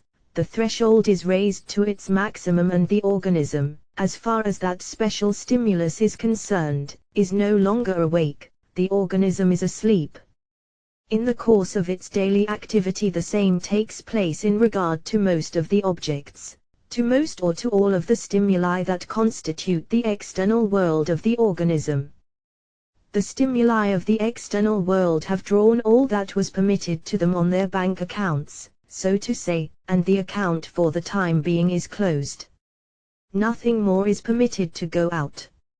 No stimulus of ordinary life is permitted to draw over and above a certain amount. There must always be ready capital for unusual situations, for emergencies. When the stimuli have drawn their due and the organism is left with its reserve energy, liberation of energy with its accompanying waking states ceases. The organism is no longer awake to the stimuli and is asleep.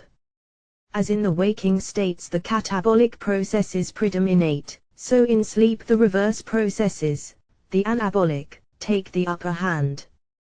The organism begins to recuperate its losses and fills up the accounts drawn upon by the stimuli of the external environment, when in active relation with them. With the increase of the income of energy the raised thresholds begin to fall until a point is reached when the stimuli once more overstep the lowered thresholds and once more gain access to the stores of life energy. The organism awakes and enters into active relations with the external environment. Regarded then from various standpoints, sleep is a rise of moments thresholds under conditions of monotony and limitation of voluntary movements. In this respect sleep strongly contrasts with hypnosis. In hypnosis the individual is specially accessible to any kind of suggestions coming from the external world. The psychomotor reactions are greatly lightened and are released by the suggestion or external stimulus with great facility, far greater than in the waking state. This great facility is often expressed by the statement that in hypnosis the inhibitions are removed. What specially characterizes hypnosis is the fact of fall of thresholds present in individuals, with a predisposition to states of dissociation. In sleep, on the contrary, we have found from our study, the general characteristic is the rise of psychomotor thresholds. In passing from the waking state into the sub-waking hypnoidal state, the individual may either pass into hypnosis with its dissociated states and lowered psychomotor thresholds or may go into sleep with raised psychomotor thresholds.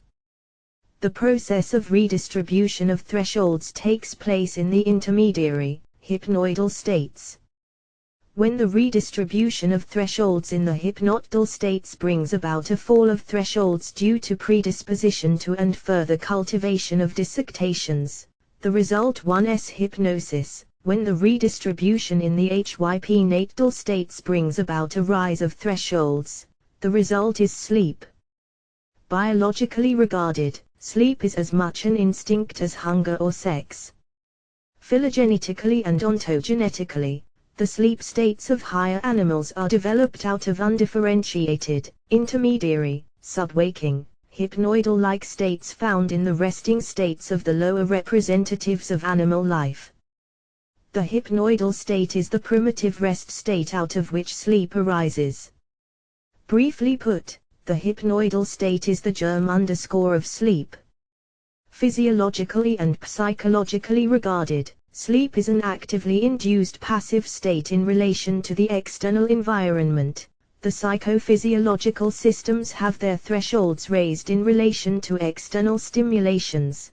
The TIS of threshold is induced by a mass of impressions possessing little or no variability, by limitation or by relative withdrawal of stimulations, or what is the same, by monotony of stimulations and by limitation of voluntary movements.